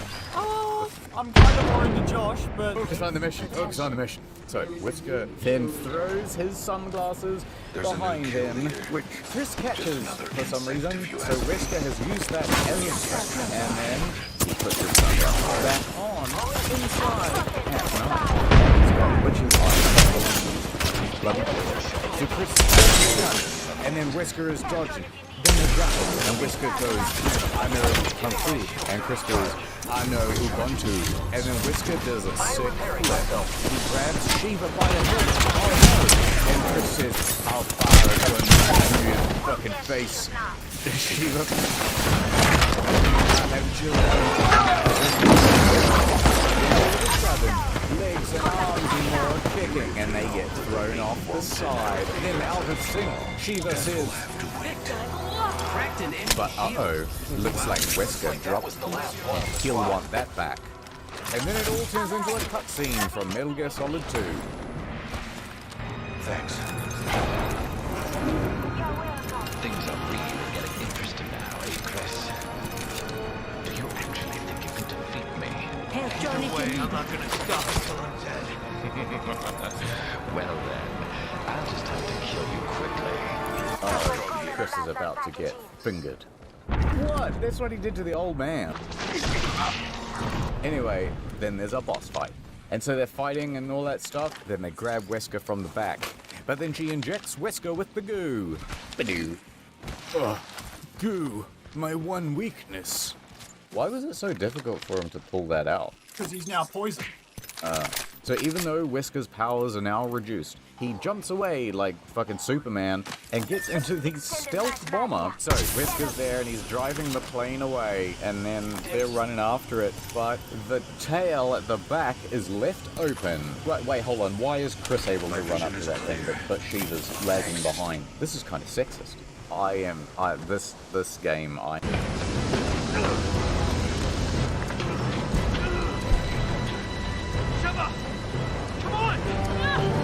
Okay, good. She could have got up on her own, alright. She didn't need Chris. No, yeah, it's disgusting. Okay, so they leave on the X-Men plane. So they board the ship, right? And Wesker's just already there. He's just kind of hanging out. I'll have the Chardonnay, thank you. You know, he's lounging in economy. And he says, you know what, you're not just an inconvenience. I underestimated you, Chris. I think you're actually pretty spec. He's flying the plane. In less than 5 minutes, we'll reach the optimal altitude for missile deployment. Ouroboros will be released into the atmosphere, ensuring complete global saturation. So, they're fighting and all that stuff, but then they have a deadly standoff. Chris has his gun pointed at Wesker, and Wesker has his gun pointed at Chris. Which one will blink first? The Tin Shiver shows up with a knife. He's on the ceiling now. Wesker is weaker, but he is still far stronger than both Chris and Shiva. But he's just weak enough that they managed to get him with another injection of that secret virus from Excella. You're just gonna have one of Umbrella's leftovers. Hey, that's very hurtful. You know what we have to do. Alright, I'll go for the override lever. Cover me. There's one lever there the whole time. Get fucked. This is so stupid. Then they pull the lever. Oh shit. Chris got it just in time. So the plane door begins opening. Oh no. It's depressurizing. Hold on, Jill. Hold on, Wesker. Wesker begins to fly towards the back, but he grabs Shiva's ankle and holds on for dear life. Shiva's battling with him. He's got me ankle, Chris. I don't know what to do. Oh, I'll think about it. Oh, I'm having a flashback.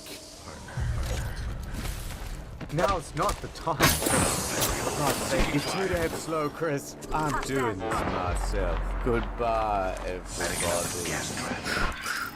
Shiva, let's go. Chris says, no! And quickly dives after her. Wesker flies out the back, whilst Chris and Shiva remain on the plane, traveling towards the volcano. Are they really about to fly into a volcano? Yep, 100%. That is what's about to happen. Let's run with it. So, of course, the bomber flies into an active volcano, and nothing makes any sense anymore. Oh, they're definitely dead. Nah.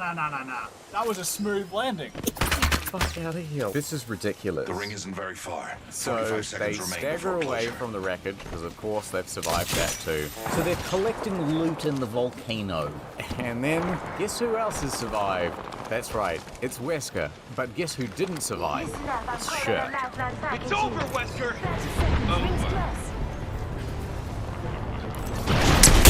Search of this area. This is exactly where I want to be, in a volcano on a Sunday night. Time for me to drink all of the missile juice, and I will become even stronger when to the virus. Oh, no, they would be fucked though, right? Yeah, I guess he's trying to impale more Ouroboros here is the plan. But it's like they're in a big Yeah, so they're all elevator. dead. Yeah, they're all dead. Now, with all this virus juice pumping through Wesker's veins, he's barely in control, and he stumbles towards Chris and Shiva. I'm out of control.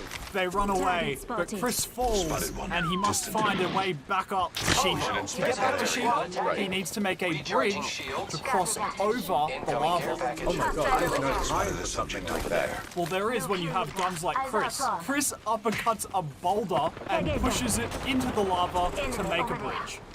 What's happening right now? This reminds me of that scene from Until Dawn where he rips the whole like moose's head off with his bare I have a subject in view. So he sucker punches the Chris and Shiva reunite, and they prepare to face Wesker for the last time. But they find a weak spot on Wesker. What's the weak spot, sir? His heart.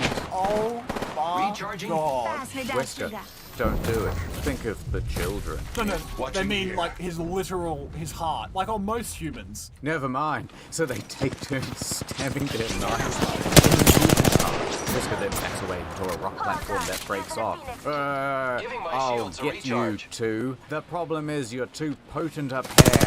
Together, the way you cooperate, you seem to be able to destroy anyone. That's your problem. You're unstoppable with your teamwork. Says Wesker. How magnanimous of you in defeat. Wesker sinks into the lava. That's not how people fall into lava, by the way. Have you seen what happens if you throw like organic matter into a volcano? Here's some footage we can splice in. What happens is the water instantly vaporizes, and so it just like pops everywhere. So, you know, you see it in like movies and stuff. Someone falls into a volcano. No, like flopping around. Helicopter because it is about 2,000 degrees in there. And all of a sudden, the helicopter with Josh and Jill comes over the horizon. It's coming to rescue Chris and Shiva. Oh my god, it's Jill! I found you in the volcano. She really does care. Jill throws down the ladder and the two begin to board.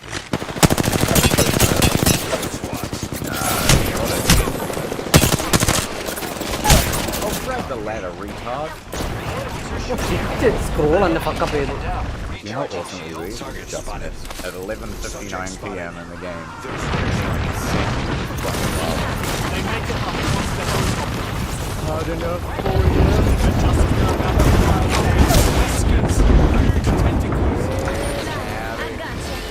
What? Yeah, go on. They lunge out and they grab the helicopter.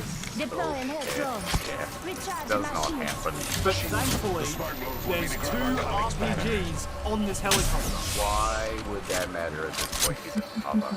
So Chris and Shiva, they fire them in unison at Wesker, together, as a team, as partners.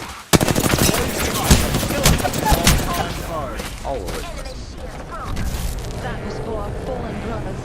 The group flies away together as the sun rises, probably. Ouroboros is now destroyed and the world is being saved again. His longtime partner is back and his arch nemesis is dead. And you know what else, Jeff? Tell me, Zoc. Play the Metal Gear Solid music. More and more, I find myself wondering if it's all worth fighting for. A future without fear? Yeah, it's worth it. Anyway, credits, and then they get married. questions and research. Alright, what are the sales like? 12.6 million. Holy That's shit. a lot of units. That is a lot. Now, I heard there was a bit of a controversy with this game because it was set in Africa. Resident Evil 5's 2016 trailer was criticized for depicting a white protagonist killing black enemies in a small African village. According to Newsweek editor, Resident Evil 5 is not racist, says anthropologist. What is happening? Okay, I'm going to read nothing but headlines. This is brilliant. This is how I'm going to get all my news. For better or worse, Resident Evil 5 exposes racism. Resident Evil 5 is so racist. But then, the actor says... It's in Africa. It's been in Antarctica. It's been, I think, in Spain. It's been in the Midwest. It wasn't racist then. Why should it be racist now? It's in Africa. Have fun with the game. Play the game. Yeah, this guy. Is that Chris? That must be Chris. Holy shit, he's got Chad jaw. That's not racist. Wow, they're so worried about being called racist. Like, honestly, we have played through this game. They do raise some decent points. Like, this is the 5th game. They've been all over the world. And to be fair, like, Africa is just like that. Like, you go there, and then everybody, like, tries to bite you and kill you and stuff. And everybody's, like, hold on, man. I'm like, I don't want to be taken out of context here, but everyone in Africa has the Ouroboros virus, right? My takeaway from this is, if they don't call it racist, there's not very much to say about it, other than there's a new trailer from the people who do Resident Evil 4. It's Resident Evil 5. Looks good. Okay, here's my problem. There's that missile filled with gas, and that gas is so potent that a single missile has the potential to infect the world. And if that's true, the people in the volcano are fucked. And clearly it's working because he's gained extra strength off it. They've walked away fine. Like, yeah, that doesn't make any sense. Let me tell you the other thing as well. I think this and the boulder punching, it was the shark jump moment. Eventually, they had to go, let's return to our survival roots, and that's why number 6 didn't do all too well, and then number 7 and number 8, they finally went, okay, fine, you're doing the thing.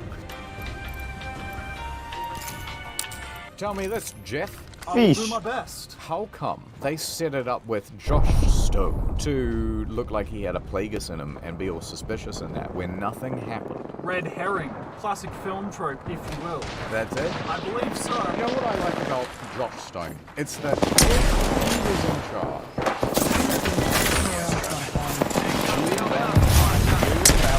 he just didn't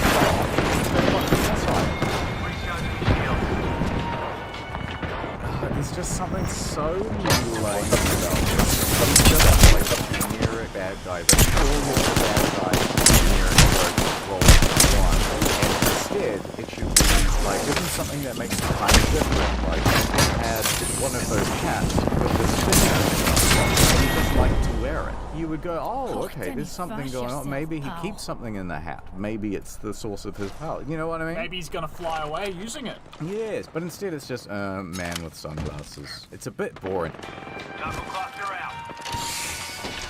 I do think Chris is one of the most emotionally constipated characters we've come across. It's a mix of I'm incredibly well-adjusted and stoic, and also I don't know how to deal with anything compared to everybody else. Jill could see everything for 3 years but didn't control her voice. So what? What the bathroom? It doesn't make any sense at all. They put her in a cage at night. See, here's that makes no sense. Why would you put it on the outside of the body of the chest like Iron Man when you should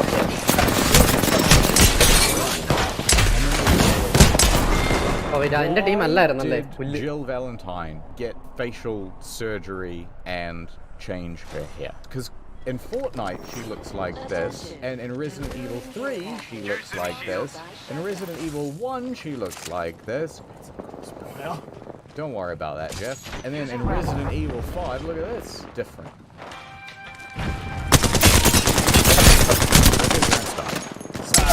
It's umbrella for it. That's good, yep. Makes sense. Did she get her parents back at the end? Did she fall in love with Chris? Does she decide she wants to be with Josh? Do you know what she does? She really has an arc. No. She just exists. Yeah, it's kind of annoying because this game spent a whole lot of time setting up both Josh and Sheva's characters to then have them fly away on the helicopter with no resolution to anybody. Now I quite like this. I like about it. Very lovely. Impeccable taste and fashion. Even when she had diarrhea, she is clearly sacrificing mobility and range of motion with this outfit, but she knows that she's heading into a dangerous situation anyway, so she does what she can. Look at that. She constantly does intravenous drugs, but she is functioning. Yes, she is a high-functioning heroine. She earns. I suppose, yes. Irving was his last. What's the relationship dynamic? That's why he's so bummed out. Everyone always makes fun of me. I don't think I'm not. It's just he fancies Excella. Maybe. They clearly have some relationship, because as he dies, he mentions her name. Yeah, I think he fancies her. Oh, well, that's pretty picked it up. He loved her. He did. And that's why he decided to play. Because this stuff ain't cheap. Check out Manscaped. Why not? Manscaped.com/story mode. Find Raycon. To Uncharted, Dr. Ake's fortune. We open very dramatically to an underwater scene as we swim up to a coffin. Whose coffin is it? It's the coffin of legendary treasure hunter Francis Drake. He also did some other important stuff, but mostly he's known for treasure hunting. The scene then transitions, and we are on a boat. There is a woman, and her name is Elaine Fisher.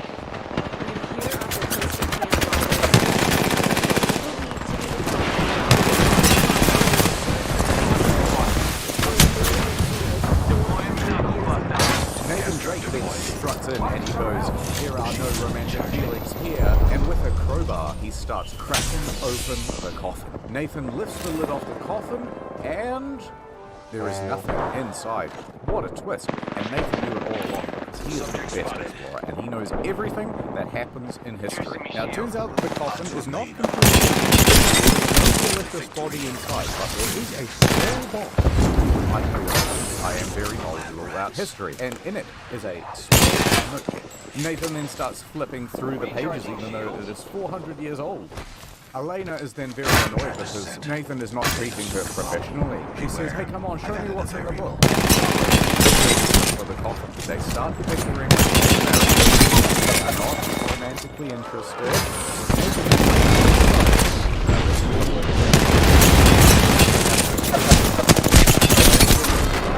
Who are those people coming towards us? Nathan then says, oh no, it's pirates. Nathan then sensually whips out his briefcase, and inside is a gun. He gives that gun to Elena and asks, do you know how to use one of these? And Elena says, yeah, it's like a camera. You just point and shoot, right? So the battle begins between the dynamic duo and the pirates. Oh no, the ship has caught fire. But where can we find some water to put it out, says Drake. But luckily, Sully shows up in a plane, and he's probably got some water on board.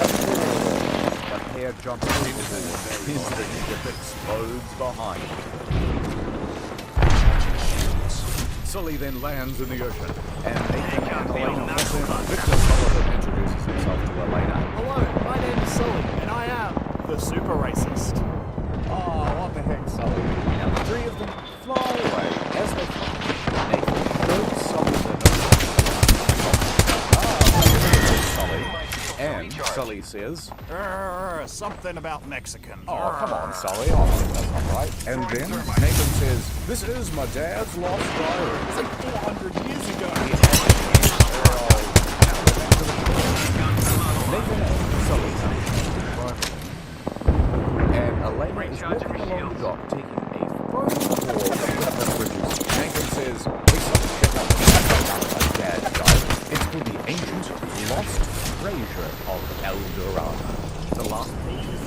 by the way, and we will need to go find it. Sully agrees. Yes, but he says, we've got one problem.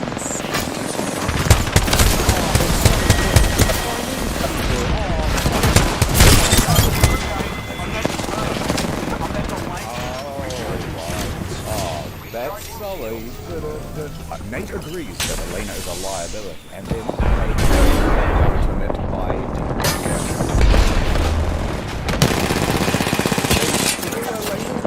and leave her stranded on the bar. I think she's through the middle of the jungle. She clearly is in some sort of...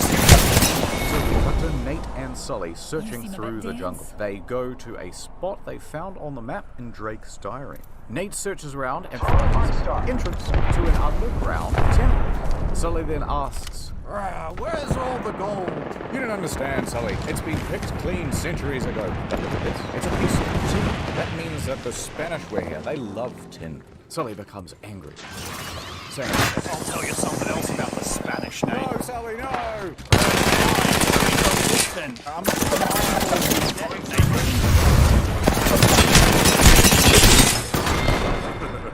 That and, well, just a few bad deals. Now, Nate and Sully continue further into the cavern, and Nate starts ruining old historical monuments. And then Nate and Sully, they make it to the other side, and here is where they find something interesting. It's a large hole in the wall. Nate looks around and finds gold flecks. Ah, there used to be a big gold statue here, and they dragged it down. That's why Sully looks at the markings around the hole and says, it looks like people worship this statue. Of course. it wasn't a city of gold at all. I have found something, Sully. Look at this. Over here, tracks. I bet the Spanish dragged it out on cut logs. So the trail's cold. Yeah, it looks that way. Unless we follow the tracks. So, the tracks end just outside of the temple. So they keep following them, and then they find a big German U-boat, and it is stuck on top of a waterfall, which is one of the worst places for a U-boat. What does Nate think about all this? Must have come up the river during flood season and gotten stuck. There's no way that's correct. Now, Sully is kind of hesitant because he goes, oh, I don't know. This doesn't seem so good, Nathan. What if we knock on the door of the U-boat and scare all the occupants? It'll be fine. I'll just tell them who my dad is. Now, Nate then hands over that notebook. Remember the notebook? The important notebook? Drake's diary. Just hold on to it for a moment, Sully. Now, Nate begins finding a way onto the U-boat. Inside, he finds dead crew members. Does he at least try to revive them or something? Just him giving CPR to a skeleton? Nate then continues on, and then, the captain. Listen up, Captain, I want to talk to you. I want to talk to you about my dad. Have you seen him? He left many moons ago. He left me his diary, though. Sully's holding it. Fine, you don't want to talk? I've got other means of getting information out of you. So, Nathan finds a piece of paper in the dead captain's hand. Aha, I knew you would give it up eventually. Nate thinks this must be the missing page from Drake's diary. Get fucked. Nate also finds a map in the room. Now, the missing page from Drake's diary is also some kind of map. So there's like two maps. So you put one on top of the other, right? Kind of. You just reference them with each other. Okay. Now, Nate picks up the radio and he goes, listen up, Sully. Looks like Drake and the Germans were all after the same treasure. They've been in cahoots. Sully says, hey, this better not be some sort of wild goose chase. We did one of those. It was kind of fun, but we shouldn't keep doing that. I'm in big debt. Also, have you noticed that foreign people have funny customs? Sully, you're breaking up. And then suddenly, Sully's cut off. Oh my god, something's happened to him. So Nate rushes out the back. On Nate's way, he knocks over a torpedo, because he's clumsy, and it starts ticking. Nate quickly leaves the ship. Now, when he goes back to the shore, there are two men there, and Sully has his hands up. The men's names are Gabriel Roman and Antok Navarro. They both sound like newscasters. They do a little bit. Back to you, Gabriel Roman. That was Antok Navarro on the scene. Nate and Sully are now being held as governors. Oh, wow. So that's who we owed the debt to. Correct. Sully told Roman he was onto something big, and Roman got intrigued and followed him because... No more time for you. I'm gonna kill you both. Prepare to die. Unless there's something on that U-boat that you found in there, like treasure or directions to some treasure. So it's like, give him the map, Nate. The map to your dad. Now, Nate gives the map to Roman and Navarro. But he still has that missing page, right? From the captain, right? It's in his... That is also a map. Just to be super clear, there are 2 maps. Alright, so Nate found the page in the captain's camp. Then he found the treasure on another map. So there are 2 maps. And then Sully still has the diary. And then Roman took one map, and Nate has the other, and the diary still in Sully's pocket. It's simple, right? Sully says, are we square then? Yes. Good. But just in case you need a reminder. Sully! Holy shit. Nate then starts to attack Roman. Remember that missile that Nate knocked over before? Yeah, well, it randomly explodes and when all explodes, Nate does a duck cover and he runs into the jungle. Nate finds out. Punches Nate in the face. Nate says, Sully's dead. We gotta get out of here, unless we want to be next. Sergeant, on my sheet. Elena then gives Nate a right here. Now they run back to the temple, and they make it to a jeep, but it is very well hidden. Now, Nate and Elena then hop into the jeep, they crank some tunes. What are they playing, Doc? Look, it's one of Sully's old mix tapes. Oh, Sully. There goes. Good memory. Yeah, why? UK 2614. It's the coolest Whoa! That's so cool. Yeah. Only problem is, the bastards who killed Sully also know those coordinates. No! So they drive off together into sunset. Ooh! They take and Elena in a plane, and they are on their way to someone on the island fires an anti-aircraft gun at the plane. They are dead. So, the plane starts to go down. It's very rock and roll, but not as cool as in Uncharted 3 when that plane goes down. Does this thing even have parachutes? Now would be a good time to look. Oh, Elena checks the back. I hope these things still work. Elena then jumps out first, and Nathan follows shortly behind her. Uh-oh. Jeff, what's wrong? There's a hole in his parachute. Oh. Nate falls into the trees, and our favorite game show is making a return.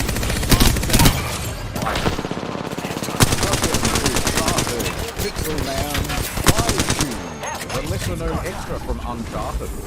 You're not special. I'm also looking for treasure. I have lost my key cards. I only have 32 hours before the battery goes out. Which is why I go to buyraycon.com/storage. We get 15% off Raycon. Drowning out unnecessary background noise. I'll just give you 2 Raycons are a blessing when you're in the streets of Jakarta or outside your ex's house. With reviews written by phones, you can continue to ask her the important questions from a discreet and legal location.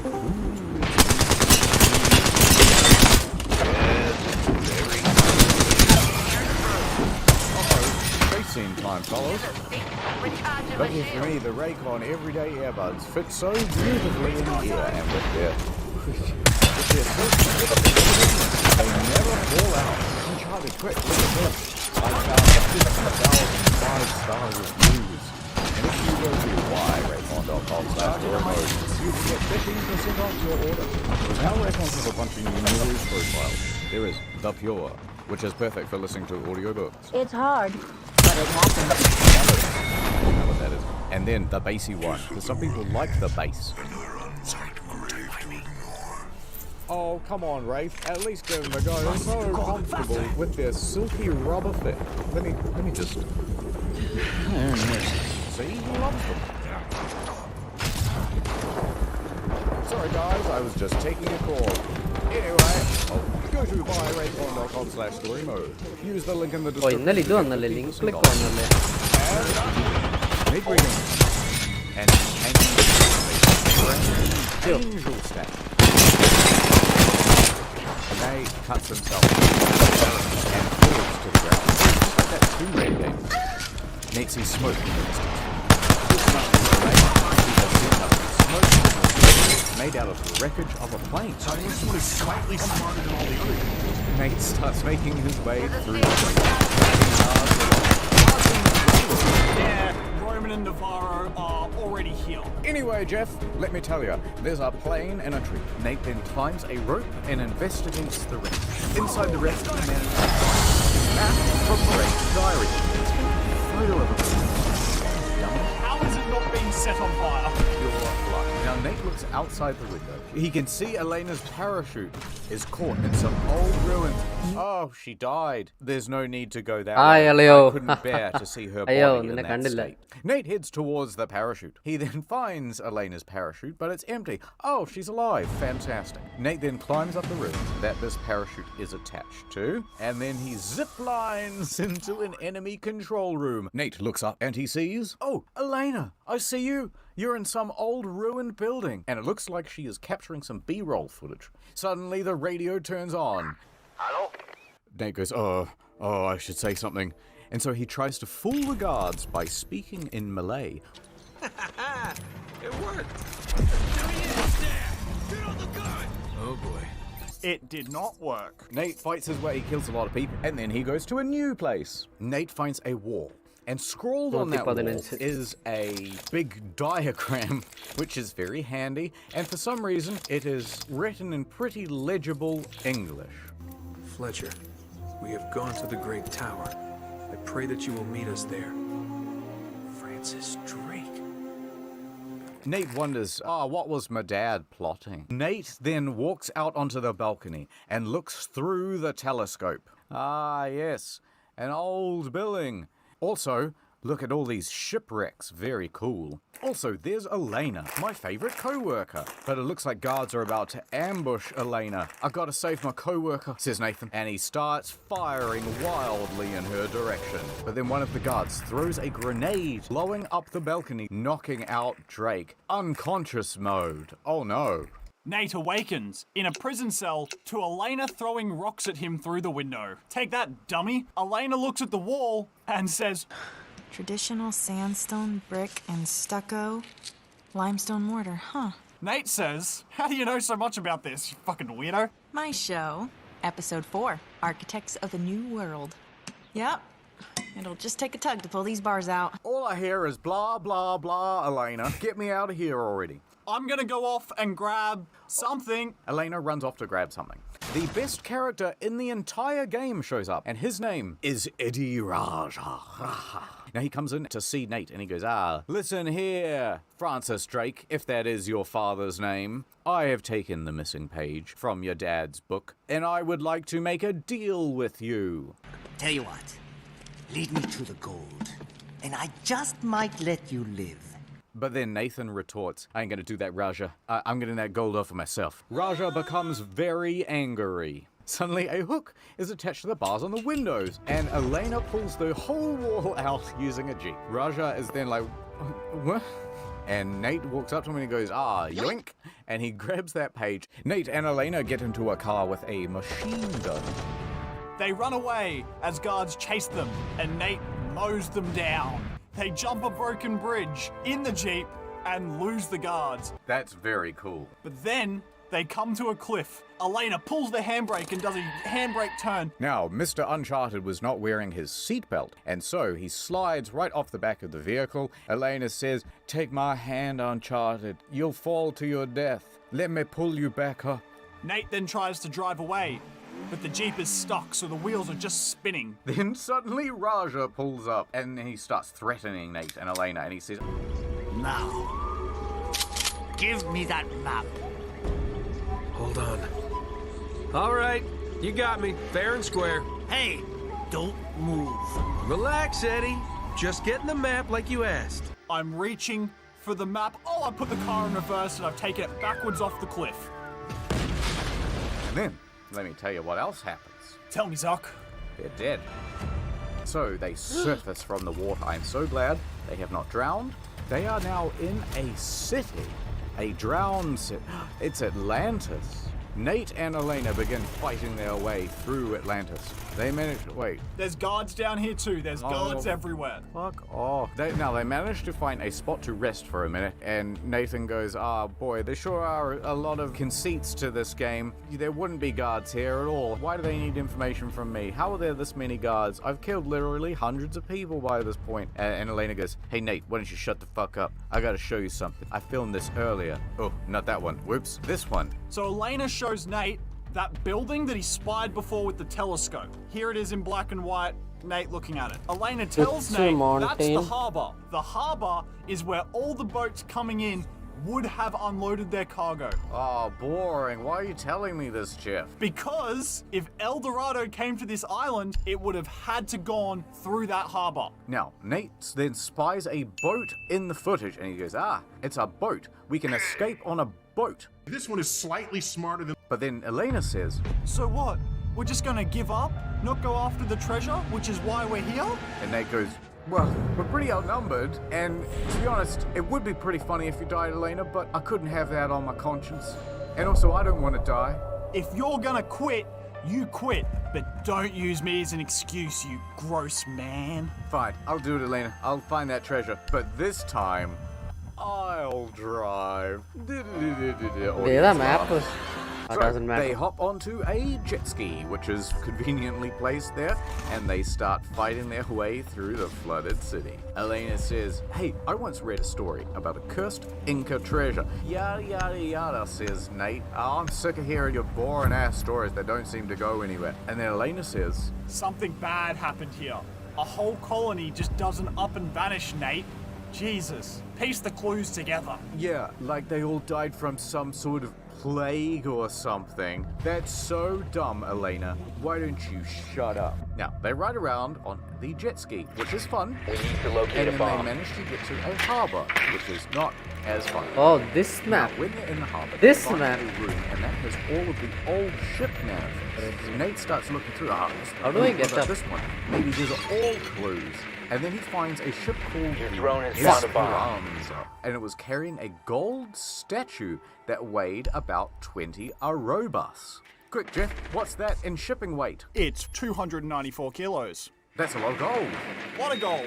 Now, Nate also finds a drawing of the El Dorado statue in this 10 map. seconds before Nate insertion. also notes, this is the last entry in the manifest. It's like no other boats came or went after this thing to bomb's came through location here. and defuse it. Now, Nate starts rubbing the ring that is hanging around his neck. So Elena asks, is it somebody special? Ooh. I'm taken, Elena. Fuck off. Just because there's a goalie doesn't mean I can't score. Ooh.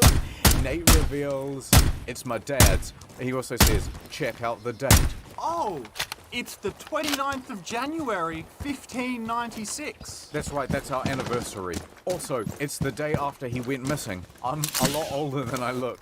What are the other numbers on this ring? It's coordinates that lead right off the coast of Canada. What do you mean coordinates? This is almost like the year 1600. What, like a GPS? Just like map coordinates. Fuck off. Elena also says, so that's how you knew where the coffin was. correct. Also, my dad must have been to school, so I could pinpoint the exact burial site. Also, none of this matters. We're still going for that boat. So they continue on through the harbor building. Nate and Elena make it to a balcony where they spot the boat. It's a boat I can tell. I've seen one before. Elena says, hey, why don't I just stay here and you can just swing around once you got the boat? and then Nate goes, hey, what are you up to? Nothing. I just want to capture some more footage. You know me, I'm a filmmaker. Nate says, diffuser alright, is no suit longer in your yourself, but you better possession. stay put. You better not walk Down to around. one Listen, friendly. I'm gonna continue on alone. I'm a lone wolf. I'm gonna make it to that boat. And I do. And then I'm here, and I'm looking around, and there's enemies and stuff. Anyway, Elena then comes out of nowhere with a camera. Nate, listen, in the few seconds I was gone, I filmed some stuff, and you have to see this. I'm too busy, says Nate. Well, it's No, not the best time. you need to see this right now. This is more important. Elena then shows Nate some footage of Navarro and Roman boarding a helicopter. We have been Oh my eliminated. god, I did need to see this now. There's Sully with him, and he's alive. How much do you really trust this guy, Nate? Do you reckon he's backstabbing us? Do you reckon he's betraying us? How could this dead guy do this to me? How could he betray my trust like this? Now, the boat with the enemies pulls off, and then Nate says, Sully has done a lot of things, but he ain't a backstabber. We've got a lot of backstory in future games, and this wouldn't make any sense. Trust me, it's a retcon. Nathan then pulls out the Drake page and he goes, you tell me which way they're headed. I'm gonna win him back. Elena says, northish towards the mountains. that must be the monastery. Let's go. So Elena says, what if he's working with them? What do we do then? we're kind of going around in circles here, Elena. I said he's not doing that. Also, we're gonna rescue him, or we're gonna kill him if he was cheating on me. Also, listen up. Let's head towards the monastery, which I said earlier. use So your along drone the to way, they locate a cross a bomb. rickety old bridge, which is very action-packed, and the boards start breaking underneath Elena's feet, and Nathan dives forward, grabbing her. But she's slipping. Nathan says, you gotta give me your hand. There's no time, Elena. She goes, but my camera. And then it like pans from his hand to the camera, to the hand, to the camera, to the hand, to the camera. Oh my god. Drone has And so she located a lets go bomb. of her hand and she falls, retaining the camera. Alternative ending, she drops the camera 10 reluctantly and seconds. grabs Nate's arm. I'll help you back onto... there you go. Now you're safely on the thing. 5 Lamau, seconds your to camera, insertion. Lamau. He's laughing. You've located a bomb. Make your way to its location. Now, Nate and and Elena, defuse they it. make it just outside the monastery. They overhear guards saying that Sully is in the library on the east side of the complex, so keep your voice down, because there's no talking in the library. Now, Nate and Elena start mowing through guards to get to Sully. Bang, bang, bang, bang, bang, bang, bang, but quietly. Nate and Elena make it into the library there, find Sully, and he's reading a book, and also talking to some guards. Sully, you are taking too long to decipher the clues and show us where the treasure is. Then Sully asks, where are you from? But not in a friendly way. But before Sully can launch into another racist screed about the people from Panama, Drake is spotted. So they shoot with their guns, but Nate and Elena have plot armor, so they win the gunfight and they kill the guards. Remember when Elena asked if a gun worked like a camera? Where's the zoom? So, the pair regroup with Sully the racist. Oh no, what's he gonna say next? These people, they're... At least, I think they're people. Shit, Sully. Now, very suspicious of Sully. And not just because he's wearing a shirt with a Confederate flag. Elena says, so how come you're still standing here, breathing, and not dead? And Sully goes, well, remember when they did shoot me? Well, it turns out I had Drake's diary the whole time. And the diary saved me from the bullet. Oh, that's believable. However, once they realized that I wasn't dead, I managed to convince Roman that he'll never get the treasure without my help. And I have been misleading him ever four since, last operator hoping that standing. you, Nate, would show up to save the day, even though you are somewhat of a libtard.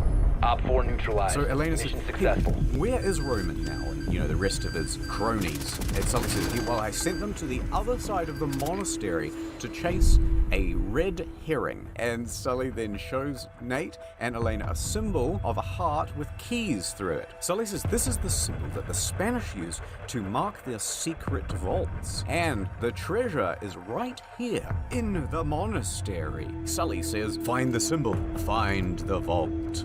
Okay, let's start searching around the library. Then I whip out my book, and I use clues within it, and I turn some statues, and I open a secret door. So, Nate, Sully, and Elena head into the secret tunnel, and guess what it connects to, Zuck? The secret room. And there's another hidden passage within this secret We need to room locate a that bomb. opens into a wide cavern. But Nate says, I'm gonna go through this other secret tunnel, Yeah. and I'm gonna check out what's going on there. Sully and Elena, you stay here in the secret room, and I'll come back for you. Alright. Here's a walkie-talkie, so we can keep in contact. Nate continues on alone. So Nate continues through the secret passages and the secret rooms and all sorts of other secret things until he finds a secret vent inside a secret room even. And then he is eavesdropping Your drone has found a bomb. rude on Raja, Navarro, and Roman. And they are having 10 a seconds before intense insertion. discussion. They are saying, My name is Raja, Roman. 5 seconds my to go. men, they're being massacred. It's not just Drake, god damn it! Proceed to bomb's location and defuse it. Curse! Enough. Take your sorry mob and go. You owe me a share of that gold, remember? We had an agreement. Your share, Eddie, was contingent upon you doing what I required. I'm becoming agitated, and I'm pointing a gun at your head. What are you gonna do now, huh? Huh? I'm Navarro, and I'm gonna point a gun at you, Raja. Ooh!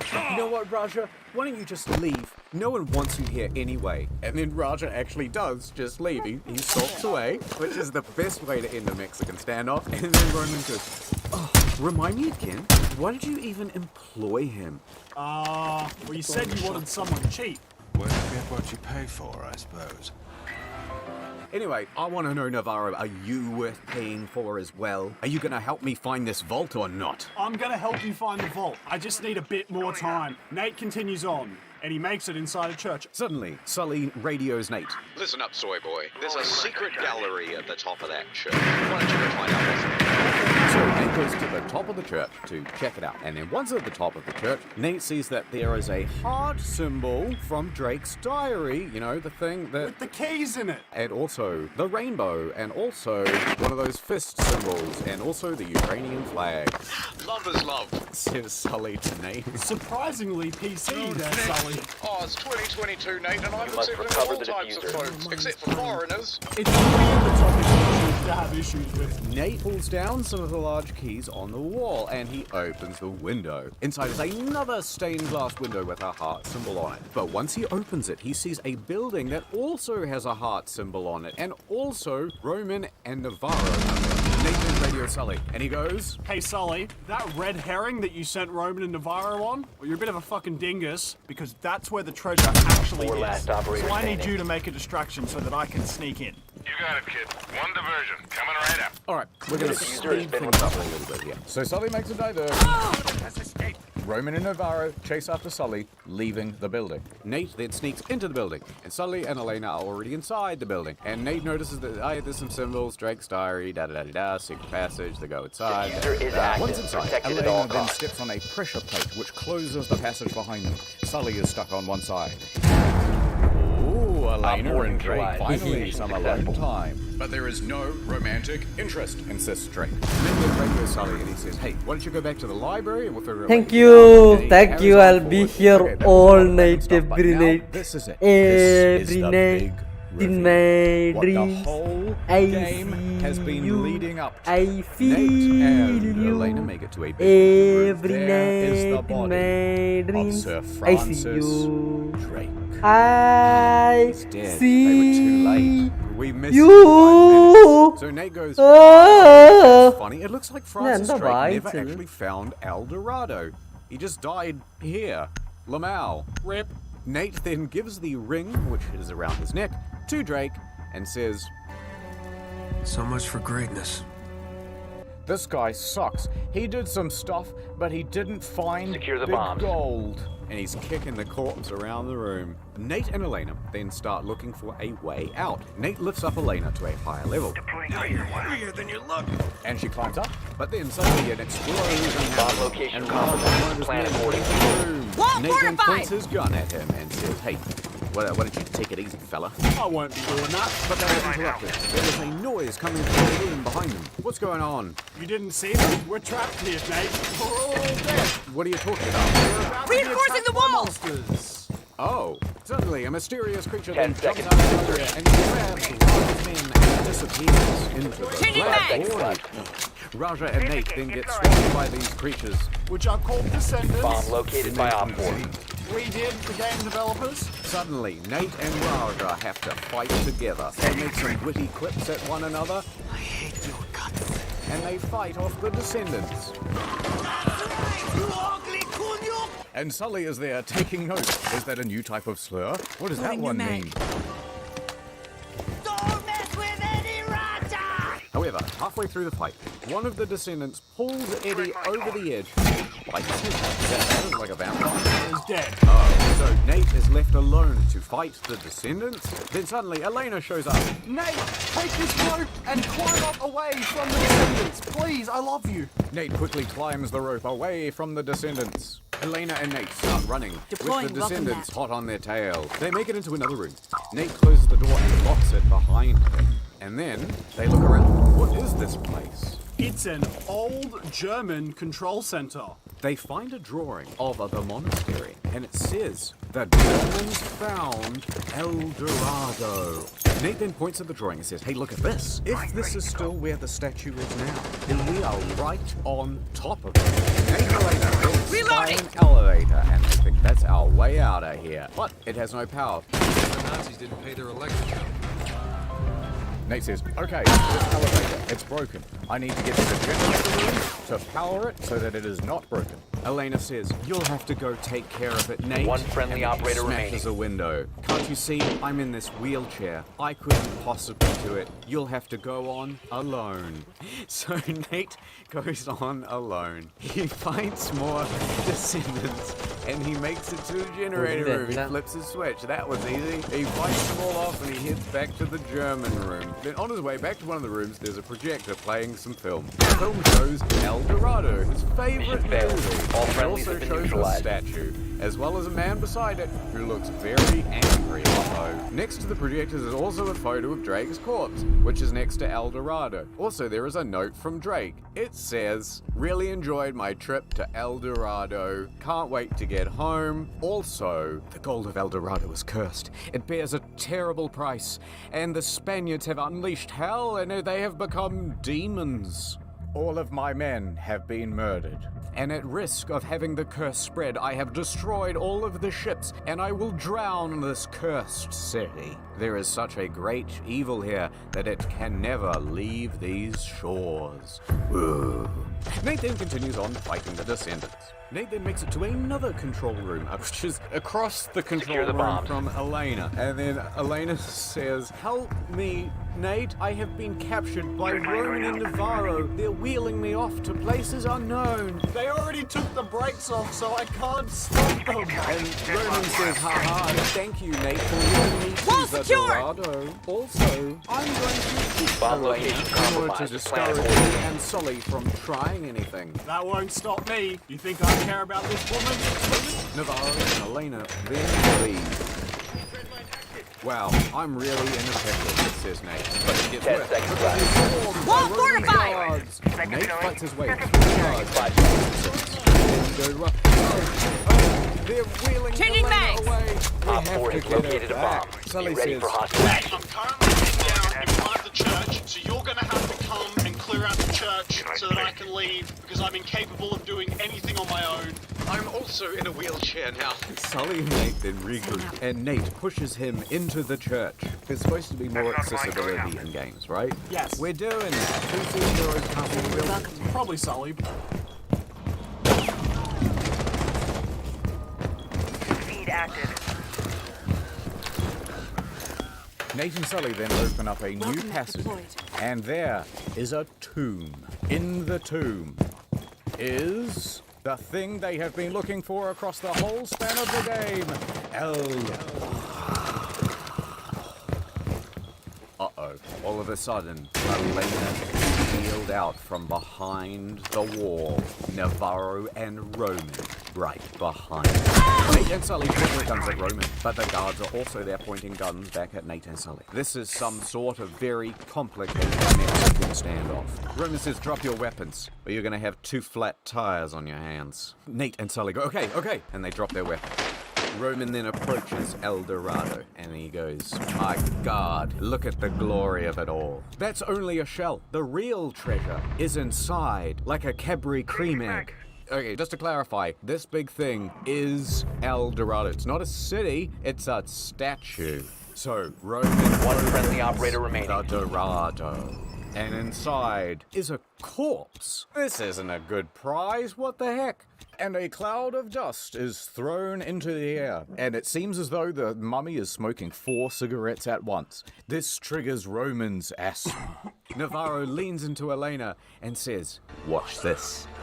Navarro knew One all op 4 along. remaining. Yes, he did. It's a double cross. Never trust a Panamanian. That's what I always say. Oh, Sully, come on now. Roman shuts El Dorado as quick as he can, but it's too late. His lungs are filled with pollen, and he starts falling and coughing coughing and spluttering all over the place. Suddenly, Easy. Animorphs, and Navarro shoots him in the head.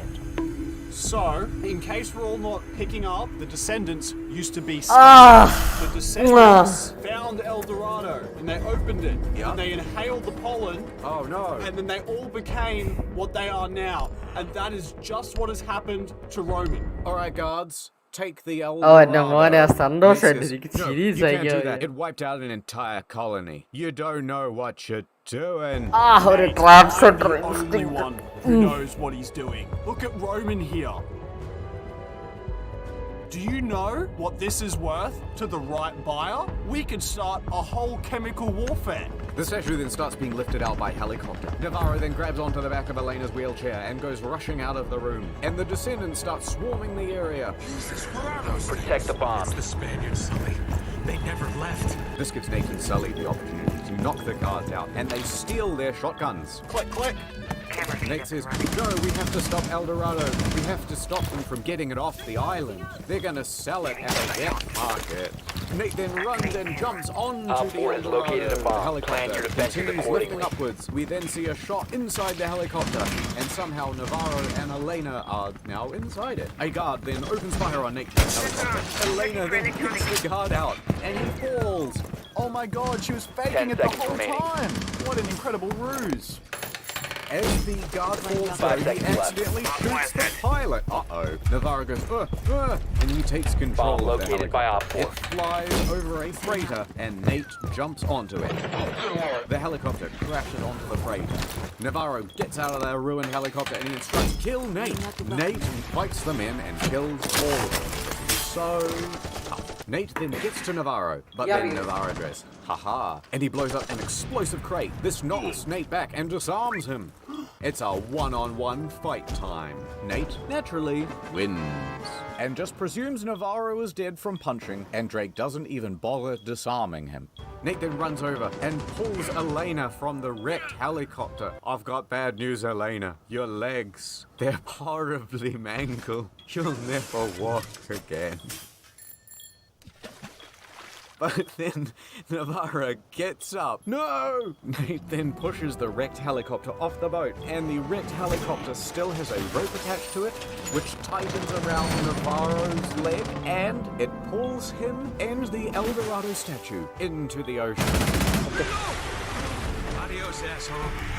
It does feel like a bit of a wasted opportunity. Adios, asshole. Like you should be going, don't stay tied down, or have a nice trip. It was not nice to meet you. Elena and Nate then see Sully sailing over to them on a boat. Nate turns to Elena and says, right away, we found the treasure. We left with nothing. But I found myself, and it turns out I'm pansexual. Elena goes, what? Elena then says, I do have one thing for you though, Nate. Elena then gives Nate back the Drake ring that he left on his corpse. He goes, why'd you take that? I put it there. Nate then bends down for it. But Sully interrupts, saying, Sully said, why don't you two get on the boat? And Elena goes, we already have a boat. And then Sully says, I like this one better. What is this, becoming a sitcom? He pulls away a sheet to reveal pirate treasure. Where'd you find that? He borrowed it off some pirates, and they were too dead to care about it. The three then sail off into the sunset, readying themselves for 3 sequels, Op 4, all last of which operator are standing. better than the original. The end. Question mark? Now, first things first. With Tomb Raider, a lot of very funny animation. Here's an example. It all just explodes in the opposite direction. I want to see if Uncharted is the same. So he goes, you son of a bitch. Is the gun flipping through Navarro's arm? Yeah, it's going, and also through Drake's hand. Yeah, it is seconds too. left. Look at the soldier off to the side with the red just 10 seconds pulsing. left. Kablam. Ragdoll. 5 seconds to go. Nathan Drake is played by Nolan. He's a The time limit has unknown been figure in the gaming world, isn't he? Here's a list of all the famous Nolan North characters. Who? Oh, I know his name. David. Yeah, I liked him. He was from The Last of Us. You're special. He's like Laney Manila as well, where I think he's able to change his voice fairly significantly for characters. Hi, I'm Nancy Drew. Such a humble servant, but he will never hear my Well, he's the Penguin in Arkham City. That doesn't sound anything like Nathan Drake. I tried to help you, Batman. Yeah, save the world, triumph over evil. I gave you the opportunity to end this and walk away. എനിക്ക് ആരാന്നൊന്നും അറിയത്തില്ല. But the opposite team commented your team. ഞാൻ comment ചെയ്താൽ മതിയായിരുന്നു. Hey, Jeff, here's me English accent. Jeff, do your famous Irish accent. Oi, matey! I love potato! That's incredible, Jeff. What about your Finnish kindergarten teacher? Your impression that you're always doing. Oi, mate! Wow, that really sucks, Jeff. It's Emily Rose. She was in NCIS as one episode. Special Agent Anna Genlo. What did she have to investigate, Jeff? Sex trafficking ring? I don't know. Navarro has started some sort of sex cult. And she's the only woman for the job. Alright, she becomes a very well-defined character in the later games. I remember playing 2 and 3 and 4 and being like, oh, she is easily as interesting as the main character, and I'd like to see more scenes with her, which is pretty hard to pull off. So I gotta give them credit for that. FarmersOnly.com. Yeah, look, that German warboat doesn't make any fucking sense. Rivers go out to deltas, which go out to the ocean. Why would a U-boat go back up through a river? Waterfalls all go in one direction as well, which is down to the ocean. You couldn't fall over a waterfall in the other way. And he says it's flooding, but I just do not believe that there would be that much flooding. Bullshit. Yeah. I'm calling bullshit on this. The thing that's always struck me about the Uncharted games is that they're constantly finding monuments and incredible archaeological sites. But it's like, what do you think the locals do all day? You know what I mean? Locals are curious too. They're going to see a big pyramid and they're not going to go, hey, what's in it? Bet there's some cool shit. It gets worse in the other games. I suppose you could argue that the El Dorado at least makes sense, because it's like everyone who has supposedly discovered this statue has become a descendant. And don't they fire? Now, I'll tell you what was incredibly memorable. The Uncharted movie. Tell you what, everyone's still raving about that. Did you actually see it? No. Okay. Who the fuck was? As soon as that trailer went out and it was like, Mark Wahlberg, yeah, as Nathan Drake, I guess that kind of works. I'm into it. And then they go as Sully, and you go, "What?" He looks perfect age for Nathan Drake. Yeah, no, I fully agree with you, Mark. I didn't even like Mark Wahlberg, but he should have been Nathan Drake. You can just tell it's executive producers going, no, well, this will be a PG-13 movie, so we want to attract the younger demographic. Therefore, we will make him, I don't know who that kid is. Tom Holland. Yeah, it's just way too young. Immediately destroys the character. Because the whole point of Nathan Drake was that he was older and had experience. Yep. If you make him a naive kid, boring. It doesn't work. No. I enjoyed this. How about you, Jeff? This was great. This was lovely. So did he chart it at the end? You need to use your drone to locate a bomb. Blast Frey and her dragon mum with lasers, and they start to fall to the ground. Though at the last second, Frey breaks her fall with a portal. But Susurrus isn't letting up. He starts to charge more lasers, but then... No, says Frey's mum. Your drone has located a bomb. Jumps in front of the beams to protect her.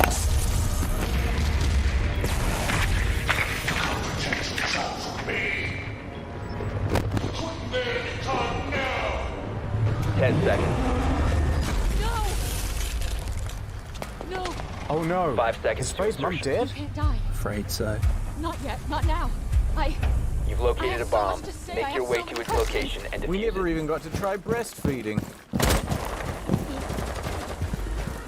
Please. Please don't go. I don't need your powers. I need you. Please don't die. Thank you, Alfred. I am so lucky to have you. Never mind. Okay, so if you're not looking at the screen, Frey's mum just showed up behind her. But she's in Titus Final Fantasy VIII ending mode. Titus is Final Fantasy X. Where's Yuna when you need her? No, pause. Where's Yoon? And I will always be with you.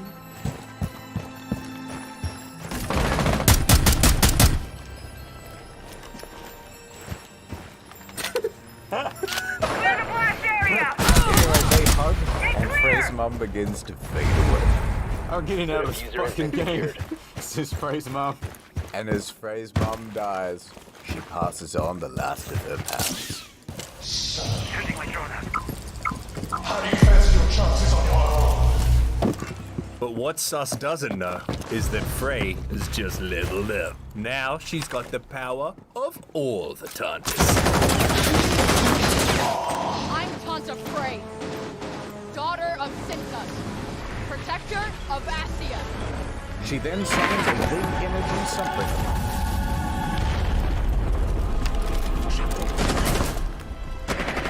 I'm here to fuck you up! How is the power of the four Tantas? You've got the power of the four Tantas? That's it, but I have the... No, we're even matched, but Frey, but... Dude, I hate this game. I've been holding back to like anger, but I'm just like, this sucks. Sasaurus then goes, alright then, let's end this. So he comes down to Earth and he takes out the Boreal form and says... One friendly operator remaining. Brother, ഇവൻ എത്ര സമയം എടുക്കുന്നേ?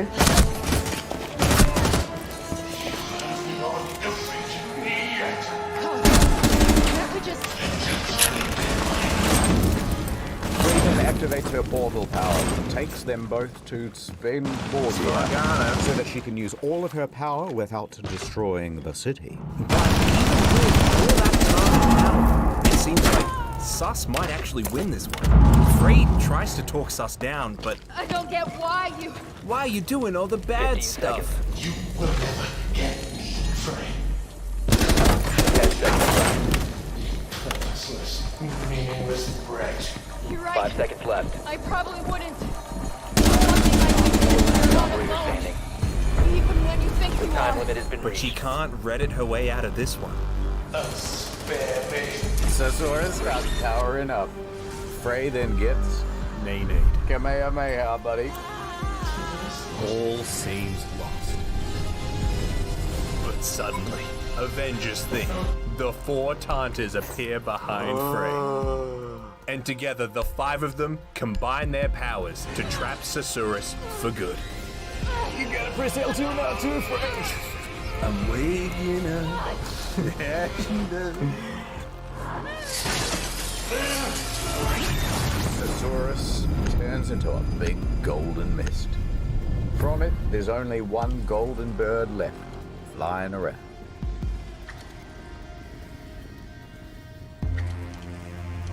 Frey grabs it. Now Frey has trapped Sasaurus, not within a cuff, but this time within herself. Whoa.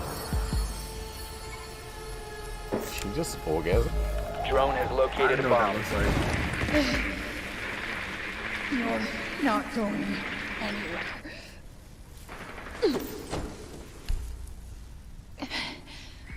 And neither am I. Frey falls unconscious.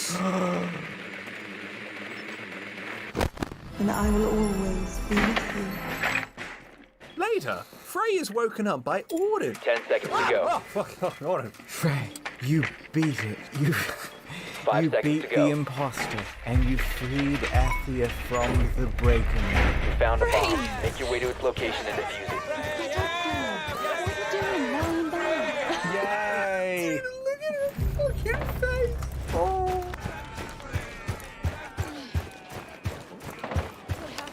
Starting shot.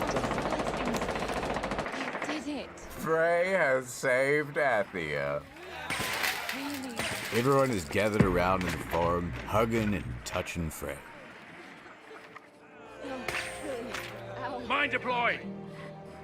Fade out, end scene. The scene opens to 3 weeks later. Now, can you just make me one promise before this cutscene? Yes. Can you promise not to cry? I didn't think I could make that promise to you, Mr. Brandon. Frey stands alone at a lantern vigil in the center of Sepul. she sees visions of those who have fallen throughout the game. Olivia, Robian, and the Tantas. But soon, the visions fade. Frey walks forward with her lantern, thinking about her past, but also her potential. She sees her dead mom. Oh yeah, it's Milia. Who? Please, Frey. Please don't steal from the collection plate. At this juncture, you've come so far. Will you never learn? Frey writes Cinta's name on a lantern. Drone spinning up. And then Frey, along with all the other survivors, release lanterns up into the air to honor those that died in the battle, or, that got killed by stuff.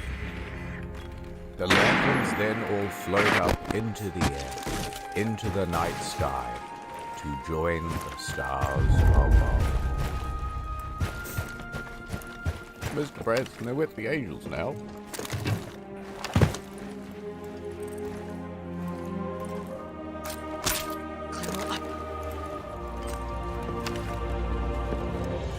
We cut back to New York City, and we hear Frey talking to Homer, the cat, telepathically, or something.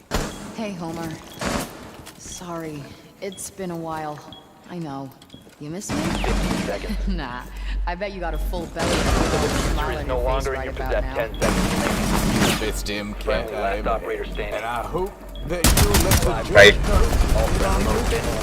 I found a place where I fit in. Been so... important stuff. Holding court, slaying demons. I'll let you in on a secret, but I'm a pretty big deal. Actually, I'm kind of a big deal now. Everybody needs me. I mean, I'm not a big fan of the whole hero thing, but look, just tell Judge Bird I took her advice, okay? I'm finally using my gifts to help others. And I'm sorry I never fulfilled that community service obligation. And now there's a warrant out for my arrest. Frey steps forward onto a balcony. Listen, you ever get lonely, you just remember that you are not alone. And the cat looks back into the night sky. We need to And locate then a bomb. Even if you find yourself with nowhere to turn and no clue where to go or what to do next, Visit of Demon King. you Fuck. can't give up hope. You might think there's nothing left to live for. The book. The floor You're right. You magical. You can be a Tanta too. You matter. Even when you can't see it. That's what she's saying. Let's do Drone has located a bomb. 10 seconds before insertion. Promise. It's me. Just talk to me. Insertion in 5 seconds. See you when I see it. You found the bomb. Make your way to its location and defuse it. We You have fade dropped the to diffuser. black. And that is the end of the... Oh my god. The diffuser has been secured. Don't worry, fellas, it never ends. Hell's a turtle. So Frey and Auden are chatting shop atop a balcony, and Frey says, "We might have stopped the break in Sepul, but there's still a lot of work to do across the realms." Well, if we work together, Frey, maybe we can find a way to stop the break. For good. That's right, Auden. We've got plenty of content for future games and DLC, but I'm not sure what to do in the meantime. You know, the council is welcoming you to London. We're alive and hustling because of you. Look, okay. Don't think I did all of this just for Athia. Newsflash, I'm not that altruistic. Uh-huh.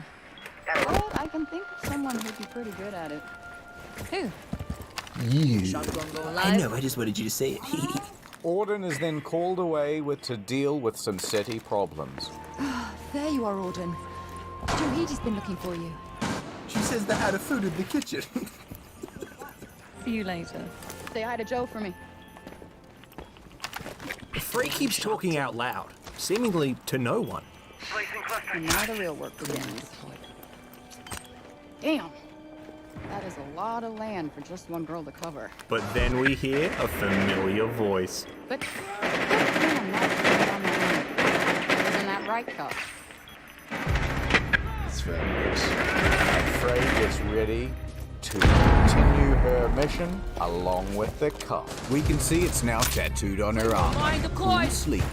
And then cover the diffuser. Starts playing or Imagine Dragon. I breathe it in. Cut to credits. No Q&A necessary. Do not forget War of Thunder. Click the link in the description and get free bonus stuff. Mysterious, unspecified bonus stuff. Finally. Yes, no. Finally, Metal Gear Solid. Simple. We open to a submarine speeding through the ocean. This submarine is on its way to Fox Island, a nuclear weapons facility off the coast of Alaska, America's fifth state. We zoom into the sub. What can I do when I play? Campbell, and he says into the radio, Solid Snake, you're the only man for the job. I'm here, Campbell. Do with me what you will. Okay, here's the mission brief. On the nuclear weapons facility on Fox Island, there has been a mutiny. A group of 6 men have taken control, and they call themselves Foxhound. Oh my god, what do they want? Well, I'll let them speak for themselves. Patching you through.